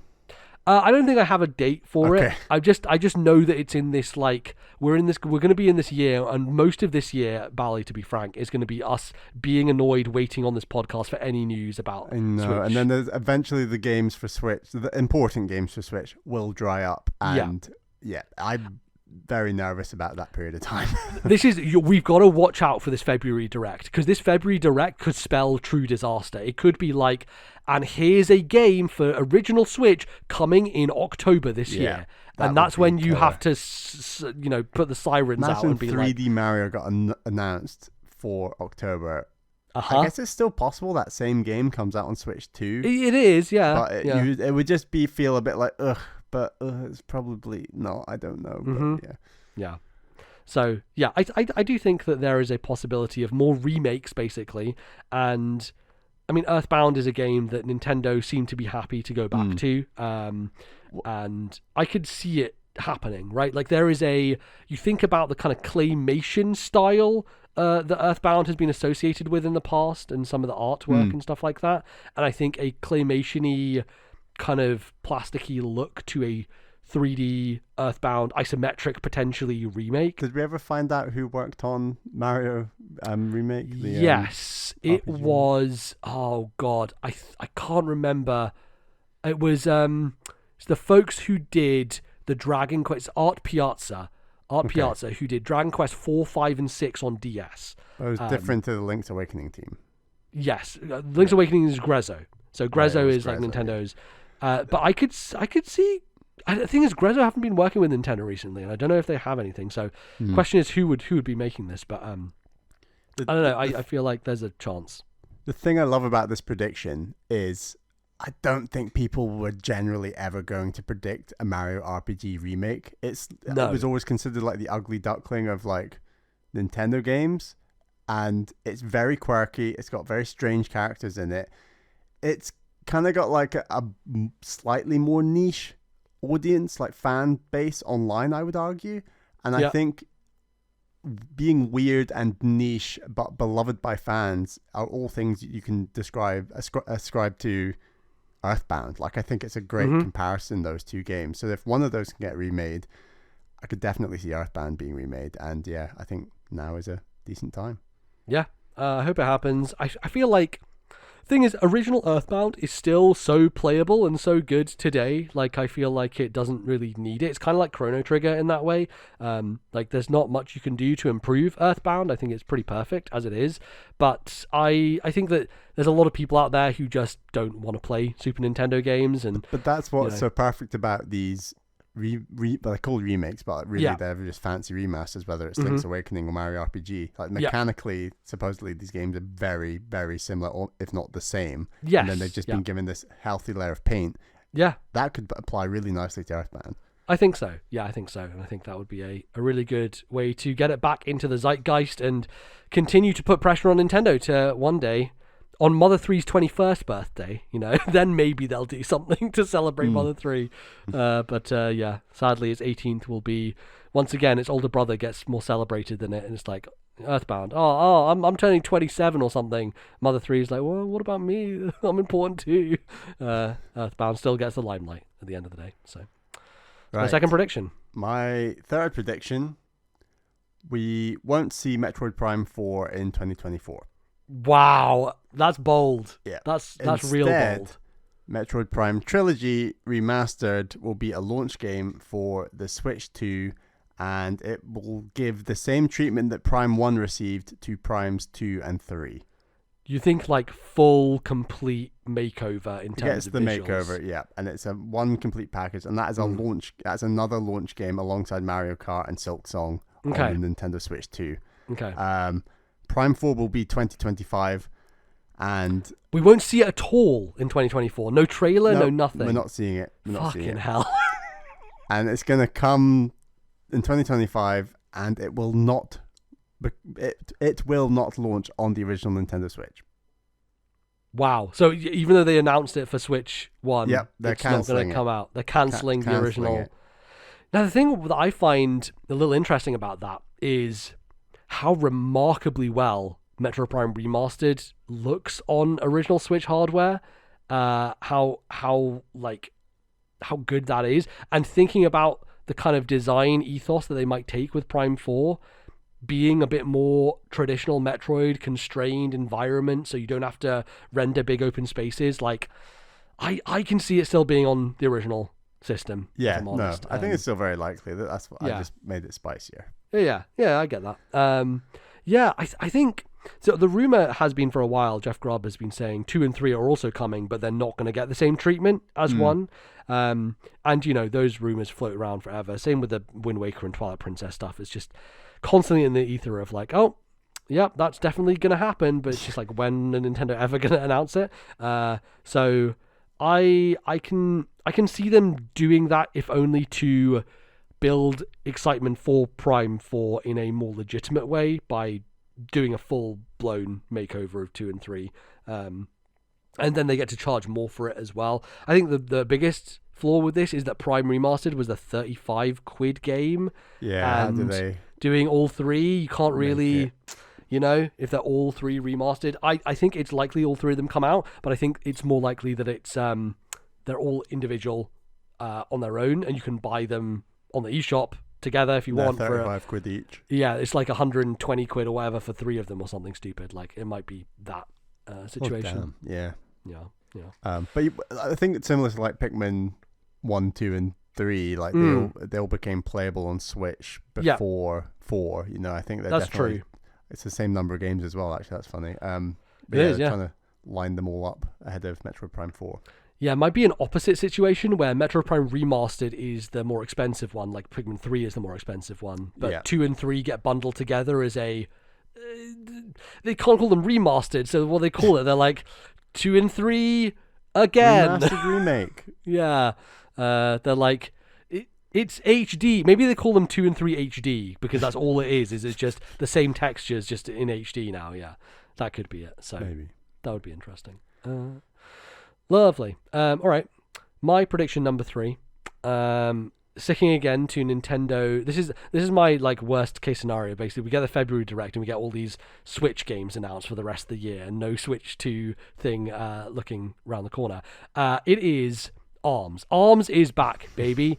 But in the same way that Pikmin and Chibi Robo had like mediocre 2D platforming games, no. ARMS is also gonna. However, this one's gonna be good. Okay, it's gonna be good. Okay, it's not gonna be. They're not gonna give it to fucking. What's the name of the studio that made Yoshi's New Island and stuff like that? Fuck, I can't remember them.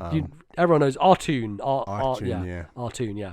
Arzest, I think they're called. I can't remember if they're Artoon or Arzest anymore. It's one of those. But I think they worked on Balan Wonderworld, and basically everything they tossed is just turns to shit, basically. So they won't be involved. It's gonna be a side-scrolling platform, but it's gonna be really cool because it's gonna be like a Mega Man format, right? And your arms are like used for loads of things. So they use like grappling hooks for like swinging across gaps, like Spider-Man style. You can also use them for attacking enemies, punching them across the screen.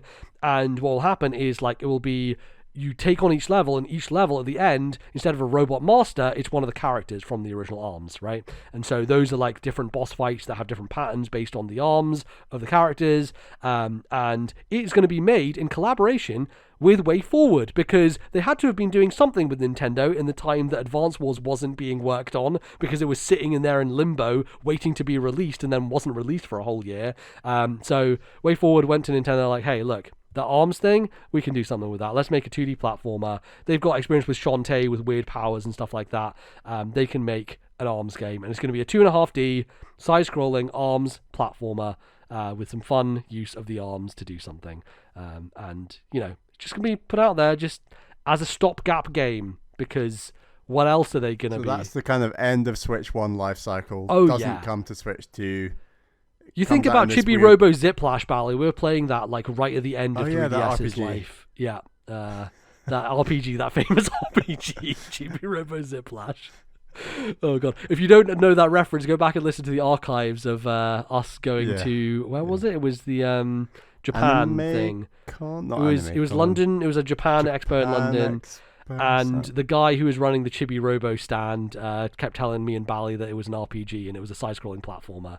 And that was very funny. So anyway, it feels like this has the energy of like, where are our end-of-life games for Switch? This is the big, like, no one will give a shit about this energy. Well, we're getting Mario vs. Donkey Kong. We're getting That's true. Yes. Princess Peach thingammy. Showtime. Which does look good. It does look good. And we're also getting the Paper Mario remake. Yeah, exactly. Those are like the 3 end-of-life things. So maybe there's more like this ARMS game. That would be weird. But yeah. Lovely. Okay, my final kind of pseudo-legit one is we will see 2D Zelda announced in a post-Switch 2 Nintendo Direct that takes place in October. I don't think October is a month for them. Maybe I should say November. I don't know. Around then. It will then come out in spring 2025. It will be the first ground-up original 2D Zelda in 20 years, with Minish Cap coming out in 2004. Wow, it's been that long. Yeah. Fuck. Yeah. I mean, we need one. We need one so badly. We do need one. It's been, Nintendo like to have Zelda things every few years at least, or at least for a long time. Where it was every year. Yeah, it was a remake, a new game, 2D or 3D every year for a while. Yeah, for like 20 years or something. It was a long period of unbroken stretch. So, I mean, Hyrule Warriors is always their go-to, generally, of let's just fill a spot with this. I can 100% see the Warriors game being Tears of the Kingdom. Yep, Tears of the Kingdom Warriors. I think that was very, very possible. But God, I would love a new 2D Zelda. And like, it's a thing where you can return to the traditional formula of Zelda, and people will be happy about that, I think, right? Like, I obviously I love Link Between Worlds, and the way it was like definitely a bridge to get to where we were with Breath of the Wild, but I wonder if going backwards would make sense. And I don't know if it will, because Anuma seems in recent interviews to be like, nah, well, I don't know why people would go back to that. And I'm like, oh, well. Is there a chance he's just referencing the 3D games? Maybe, maybe. I don't know who would work on a 2D. Maybe it is Grezzo. Maybe they're doing an original 2D Zelda, but like, yeah, like Link Between Worlds was made by the Zelda team, the main Zelda team. And like, these games, Tears of the Kingdom took 6 years to make, right? It's a long fucking development cycle. I can imagine it being another 6 years for the next big 3D Zelda. So they probably want to spend all their time focused on that. It doesn't make sense for them to have 2 years focused on a smaller Zelda title. So unless they want to do it as a refreshing deviation, I don't know. And I actually think the kind of structure of Link Between Worlds, as non-traditional as that was at the time for 2D Zelda, I still think if you played a game like a new game like that, of that kind of design, that structure, I should say, I still think that would feel very fresh, but still feel like more traditional Zelda. And like, here's a dungeon, here's a weapon for the dungeon, you use the weapon in that dungeon. Like, we've not had that obviously with Breath of the Wild and Tears of the Kingdom, and I think that even that aspect, and then use that same weapon to defeat the boss, would still feel like, you know what, traditional Zelda is really great, and there's a space for it, and it doesn't always have to be 120 hours open world, which we're in now. Yeah, for sure. So I'd love to see that. I hope it feels like it's right, the right time, because we've just had a new 2D Mario last year. Yeah. Feels like we are in the zone for let's circle back around to 2D Zelda, because shockingly 2D Metroid has had a couple of iterations in the last few years. So, it's time for Zelda to finally come back to the 2D plate and be the one that's next up to bat. So who would have thought, like, Nintendo's most successful system ever doesn't have an original 2D Zelda on it. Like, that just feels weird. It is very weird. It is very weird. I can see it happening. I'd love to see it happen. So, all right, my number 4. So Nintendo, as we always know, they're late to the party with new genres and trends. And, they got to the Battle Royale. Eventually, they're like, 99, that's what we're going to do. And there is one trend that is definitely come and I think gone in a way. But Nintendo, they're always late to it. So Nintendo are going to announce with their most experimental series, which they just always just do weird stuff with. It's a Kirby game, of course. It's Kirby's take on Vampire Survivors. And it works perfectly. Because Kirby, what he does, he sucks things up. What is Vampire Survivors if not like that thing, right? Where instead of shooting things out, Kirby is sucking everybody in. And so it's like a kind of inversion of the concept. But he's just sucking things in. And I think in this case, it has to be food. So it has to be like sentient food, like walking around burgers and stuff like that. So he's walking around and he's just sucking them up. He gets power-ups from that. He gets all of his upgrades, all that. It will be download only. And instead of the industry standard for Vampire Survivors games, which is about £5 for most of these, Nintendo will charge £15 for it because it's Nintendo. And it will be a Kirby-branded Vampire Survivors game. I don't have a name for it, but I think that Nintendo, they like to eventually get around to, hopping on a trend. And I think that Kirby is the game they use to do weird stuff like that. So that's my my prediction. I like that. And I think that could come to Switch 2 pretty early on and be like... Oh, I thought this was another like end of life kind of squeeze it in before Switch 2 I think it could be either. It could be either. But I think a Switch Up edition would be, you could lie on your bed and just quickly do a bit of Kirby munching on your ceiling before you go to sleep. That's how it would work and be nice and bite-sized. And I don't know, I feel like Nintendo also looking at like the success of Suika game on Switch and like small games like this, and I feel like Kirby is always the franchise where they're not worried about doing like it's a £15 game, it's a £20 game for Kirby. They did that. Was the fucking one where he just ate food? That was last year, wasn't it? Oh, like something gourmet. I can't remember. Gourmet, yeah, something. Yeah. There's like 20 Kirby games, as we always say, released every year, and each one is like doing a different thing. And I mean, this just makes perfect sense. Like Kirby and Vampire Survivors actually is a really good fit. So, yeah, I think that's a possibility for something Nintendo will finally be late to the party with that game. So, it's my number 4 prediction. Okay, my out there one. So, Nintendo can never help themselves when it comes to aiming at that really mainstream non-gamer market. We've talked about 1-2 Switch was the kind of launch game for the Switch and didn't do the best. Obviously, we had Wii Sports with the Wii. Nintendo can't help themselves. They go through the trouble of calling this thing Switch 2 in order to make it very clear, like, this is the second Switch. This isn't Switch U, Switch Up, or whatever you want to call it, or Super Switch, Switch 2. It's not an add-on, it's a second Switch. And they unravel all that good work by launching Wii Sports 2 with the Nintendo Switch 2.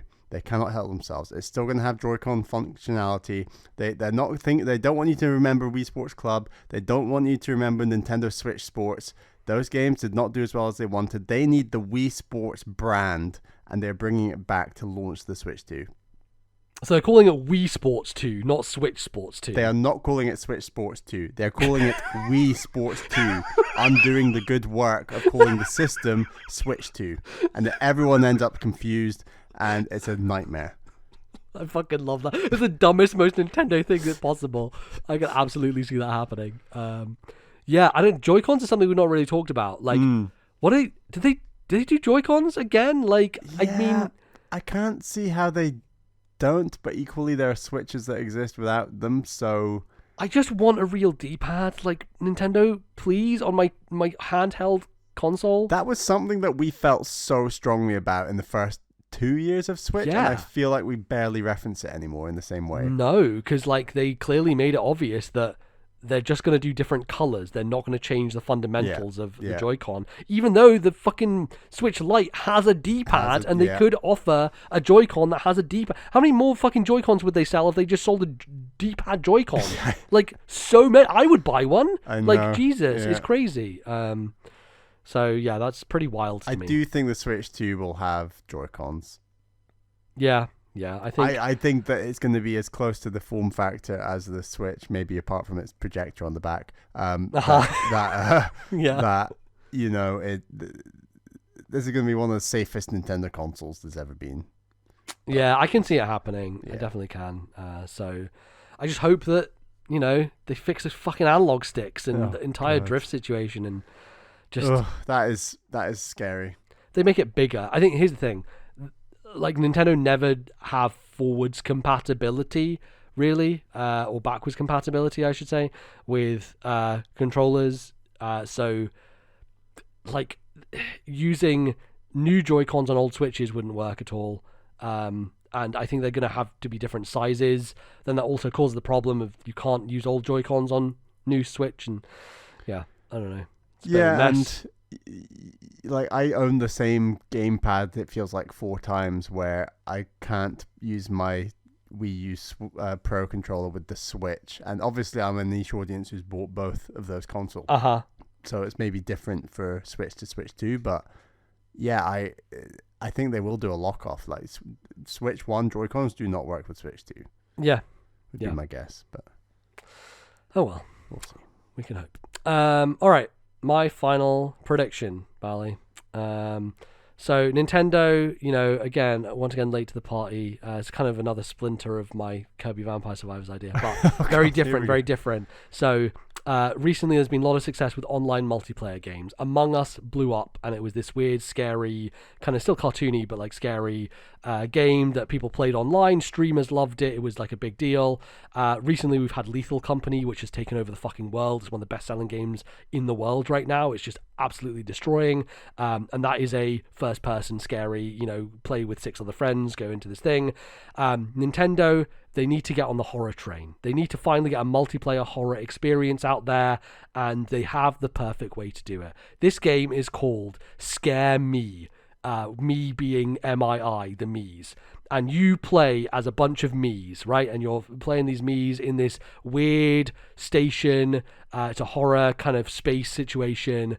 And as you go around, the things that attack you, kill you, scare you are all the weird fucking Miis. So you remember the weird Miis on the plaza you would download of like, here's a weird monstrosity that someone made that looks like an alien face. God. Here's a horrible one that we tried to make that the eyes are at the bottom, and there's like all the horrible, scary Miis over the years that people have made, they get fed in here, and those are the things that jump out of closets and attack you. They're like attached to weird wires, their heads and stuff, and it's a Mii-focused horror game called Scare Me, and it's co-op online multiplayer, and it's a Switch 2 game. I love the name. I think that name is so like, Scare Me. It's just so like, oh yes, that will work. And it uses Mii's, our favorite thing. Cool. That, like, this is Switch 1. I think this can be I think it's an online. They need to push their online subscription. So maybe this is even tied in. Maybe this is you buy a subscription to Switch Online when you get your Switch up, and then you can play this, you know, with your friends, you know, as it comes out. So I think this is a good, like, end of year. So if the system comes out September, I think this is a nice, like, November announcement to be like, hey, and if you subscribe to Switch Online, because the people who get their first, let's say again that they get like a free 2 months of Switch Online or whatever, maybe three months of Switch Online, December rolls around and they're like, here you go, straight into this, and it's a reason for people to re-up their subscription, basically. So it comes as a part of the membership. So cool. Taking the place of the 99 games, we're going to start getting some multiplayer co-op games from Nintendo. Does F-Zero 99 die in the ditch? I think it just gets left on original Switch.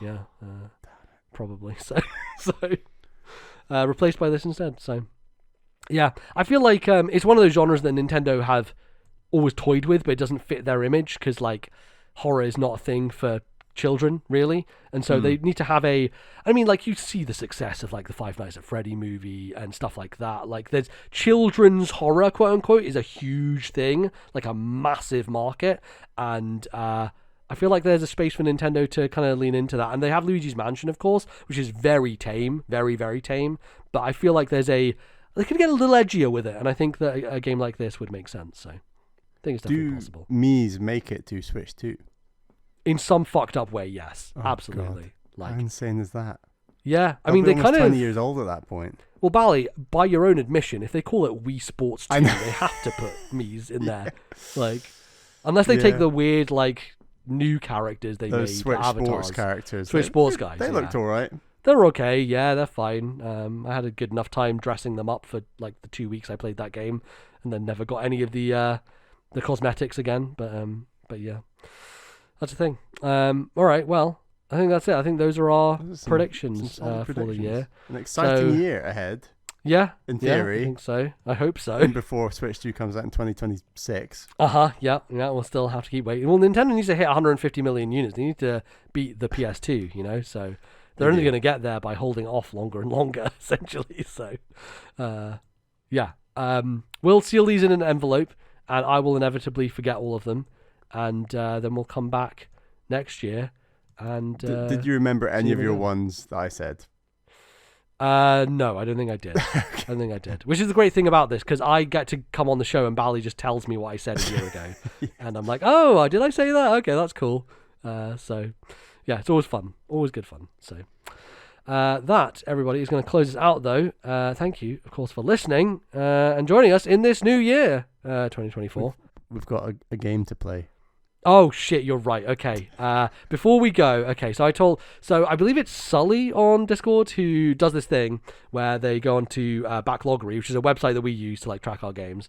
And we basically, the way that I do it is like I add a game in when I'm like I've bought a new game, I'm just going to add it to my system, whatever. And there's a thing on this website called a cookie of fortune cookie. And I've done this a couple of times back in the past where I just like click it and it basically gives you a game. And it's a good way to be like, what should I play next? And you just click it and it gives it to you. So I think Sully did this thing where they basically put a bunch of like 10 games on, or they chose 10 games from the cookie, the fortune. This is really fucking me up because on the page it says cookie of fortune, but it's called fortune cookie when you click on it in the actual fucking website. So they have two different ways of saying this thing. Anyway, it's an old website. It's an old website. It's great, and I have a lot of stuff logged on there. So what I'm going to do is this year I'm going to play.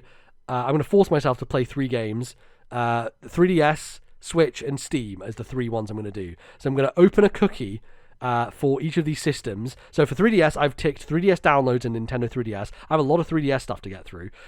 So I want to play at least a few of them this year, but this will force me to do at least one. So let's do 3DS first, then I'll do Switch, then I'll do Steam. And those will be 3 games that I have to play for this year, basically. I'm trusting you here. We're not sharing screens, okay? So we're not. I mean, I can share a screen if you want me to. It's fine. But it's fine. I will open this one. Okay, so here we go. Let's open 3DS, the cookie. drum roll, please. For 3DS, here we go. Open that cookie. 7th Dragon 3 Code VFD. That sounds exactly like a random ass game that you would have downloaded at the end of the 3DS Life that I have no idea what it is, but I'm going to guess is a JRPG. RFN talked about it multiple times, so clearly you just glossed over in your brain. But they love niche JRPGs. Of course. This is like the one I probably didn't want to get, because it's like the lowest down the totem pole of the games that I want to play on 3DS. But now I have to play 7th Dragon 3 Code VFD. How long do you think it is? Oh god, do you want to do a how long to beat on it? Let's do a quick how long to beat. Let's do a how long to beat. What's it called? I'm fucked. 7th Dragon, number 7th Dragon 3. Here we go. Okay, 30 hours, Bally. Oh, Jesus. That's 30 hours that I've now dedicated. Okay, cool. All right. Well, we'll see. I downloaded this, and there's no thing. I don't have to finish it necessarily, but at least I should play this game and check it out and see if I do want to finish it. But we'll see. Okay. Okay. So that's 3DS. I have to play that. I might not finish it, but I'll definitely give it a good go. Now Nintendo Switch. Have already changed. No, it's fine. It's fine. It's all good. Okay. Nintendo Switch. I've got Switch and Switch downloads, which are my 2 categories. Okay. All right, let's open the cookie for Switch. What am I going to get? Elder Scrolls 5 Skyrim, which I guess. Technically, I haven't finished Skyrim, so does this mean I just have to finish Skyrim now? Well, seeing as you dodged a bit of playtime in the last round, I think I guess it's telling you to finish Skyrim. I guess so. Like, I don't know. Are you happy with that, Bally? Should I re-roll on my Switch one? Because that's kind of I count it as unbeaten, but I don't know if I'm ever going to go back to Skyrim, so... I think it's telling you to beat Skyrim. So I can't re-roll Switch? I have to beat Skyrim? Well, that's not... The rules were you're going to beat the game you roll, so I think you should beat Skyrim. All right, fine. I don't guess know how I'll- much you've got even left to play to beat it, but I mean, Skyrim's endless basically, so you can just keep going. actually, the forever and small ever. print in the rules says you have to do the completionist run of Skyrim, which Oh, according to I how long see. to beat is 231 hours. Oh, cool. Okay, So, good. Yeah. I think I played 50 hours of Skyrim. So, Okay. I'm there. It's one of those things I've always wanted to go back to. So maybe I just do go back and Yeah, actually that's what I roll wanted credits. to do. Go back. All right. Okay, cool. Well, let's do Steam, the final one, which is the most wild because there's so many fucking games on here. Let's open Steam. What do I get? Transistor. That's quite good, actually. That's a good one. You've been meaning to play that. Yeah. So I'm actually currently playing Bastion. My goal basically is to play the entire Supergiant catalog before Hades 2 releases, essentially. So Ooh, is Hades 2 making it out this year? I think the early access is. Early access definitely is. But, Right, but do you not think the final game's not going to be this year? Oh, no. It'll be early access this year and then probably another 2 Just years thinking until about full. Goatee and song prediction, but yeah, we'll see. Yeah, I don't think so. But yeah, I'm playing Bastion. I want to finish Bastion, but then I can just go straight into Transistor. So I was kind of intending to do that anyway. So that works out nicely. So I've got to play 7th Dragon 3 Code VFD. I have to finish Skyrim, and then I have to play Transistor. So Okay. You got there those you go. noted down. yeah, they're in my brain. At least They're I'll in your remember brain. them. Yeah. So, all right. Well, that I think is going to close us out for the show. So you can, of course, do various things with us. I'm not doing the game, by the way, just because I barely managed to keep. Yeah, keep ahead of the Bally existing games. can't. Bally just doesn't know what he's doing every. But I will partake in minute, so. Game Trade, and we will discuss that next time for Yeah, our yeah, 2024 sure. Game Trade games. Yep. So you can go and find us on the internet in various places. You can support this show on Patreon by going to patreon.com/ThisNintendoLife, where you can find some extra episodes and things like that. Bally would like to thank some of our patrons. Yes, we have a brand new patron. There are Brett M. Thank you very much for your very brand new patronage. But we also have $10 tier plus patrons to thank. They are Zach S, Thomas, Matthew, Albert, Wicked Gamer UK Alan. I can't stop laughing before I even get to the end. Turtle. And Ali T. Ali T. He's still here. Like, I still legitimately think he is just going to forget that he did this, and we're going to be sitting here in like 3 years' time, and we're still going to be reading out Ali T's name, and he's eventually going to realize, and he's going to be like, fuck, I've been paying those guys hundreds of dollars. Yeah, that's good for Ali him. T. He's going to be playing Last of Us and Witcher soon. We did, yeah. That's So his project. we got a message from Ali T's wife, and he was like, "Hey, what should I buy him for Christmas?" And we decided that he should play Last of Us and The Witcher 3 On PS4. on PS4. Yes, exactly, because he's a PS4 boy for the moment. We got him a so PS4 for his wedding We did, yes. back in and so- 2019. And he's played like, speaking of Skyrim, Ali T's played like 900. I remember he came around to my house when I was playing Skyrim on Switch, and I think that's what kind of piqued his curiosity about it. And so when he got back, he bought it for himself on Switch. And then after we got him a PS4, he bought it again on PS4. So he's done like multiple playthroughs on Switch and PS4 and has like way more time in Skyrim than I have. So I probably have to just catch up to him basically by just playing some more Skyrim. So there you go. Very good. You can obviously find us on the internet. I'm on Twitter at LordNBZ. Where can they find you, Bally? I'm on Twitter at Ballyman91. That's BALLYMAN91. You can also find the podcast at TNL Podcast for any updates about the show, what we're doing, things like that. You can find us on the internet in various places. We're on Spotify, we're on Stitcher. You can download us from any podcasting app. Review us, rate us on Apple Podcasts, on Spotify. Give us all those juices. We like to have them. So please do that. I should probably go and check our Apple Podcast reviews. I've not looked in a long time. We might have some stuff on there. So I'll take a look. But it'd be very nice going into the new year to get some more ratings and reviews and all that good stuff. Would very much appreciate it. And I think that is going to do us. We did a bunch of Game of the Year stuff. That's Definitely check true. that out. That's true. Bally, do you want to shout out what we put up onto the feed? Oh, lots of things. So, we did our first pillar, which was Game of the Year that didn't actually come out this year. You can check out that episode. We each did the top 10 games that were our favorite games of the year that didn't come out in 2023, but they didn't come but out. we Yeah. did play in 2023. And then we did a Nintendo joint list. That was 5 games that our top 5 that we put together of Nintendo games. So that was fun to do. Check that out for $1 on Patreon. And then we also did our official Game of the Year for the main show, which was all the Nintendo games, and we made a joint top 10 games of the year that came out on the Nintendo Switch, so definitely check that one out as well. And on top of that, we each made individual top 10 lists cross-platform. We did podcast versions and video versions. MBZ's one's on his channel, and my one's on the TNL channel. Definitely check those out. Yep. So you can listen to the audio of those if you want, but yeah, the video is available as well. And that, I think, is going to close us out for this episode. Thank you, everybody, for listening. We'll be back at you in a couple of weeks' time with some more Nintendo goodness, and fingers crossed that we get some kind of news this year on whatever the hell they are cooking up next. Looking forward to it. Until then, thanks for listening, and we'll see you soon. Bye-bye.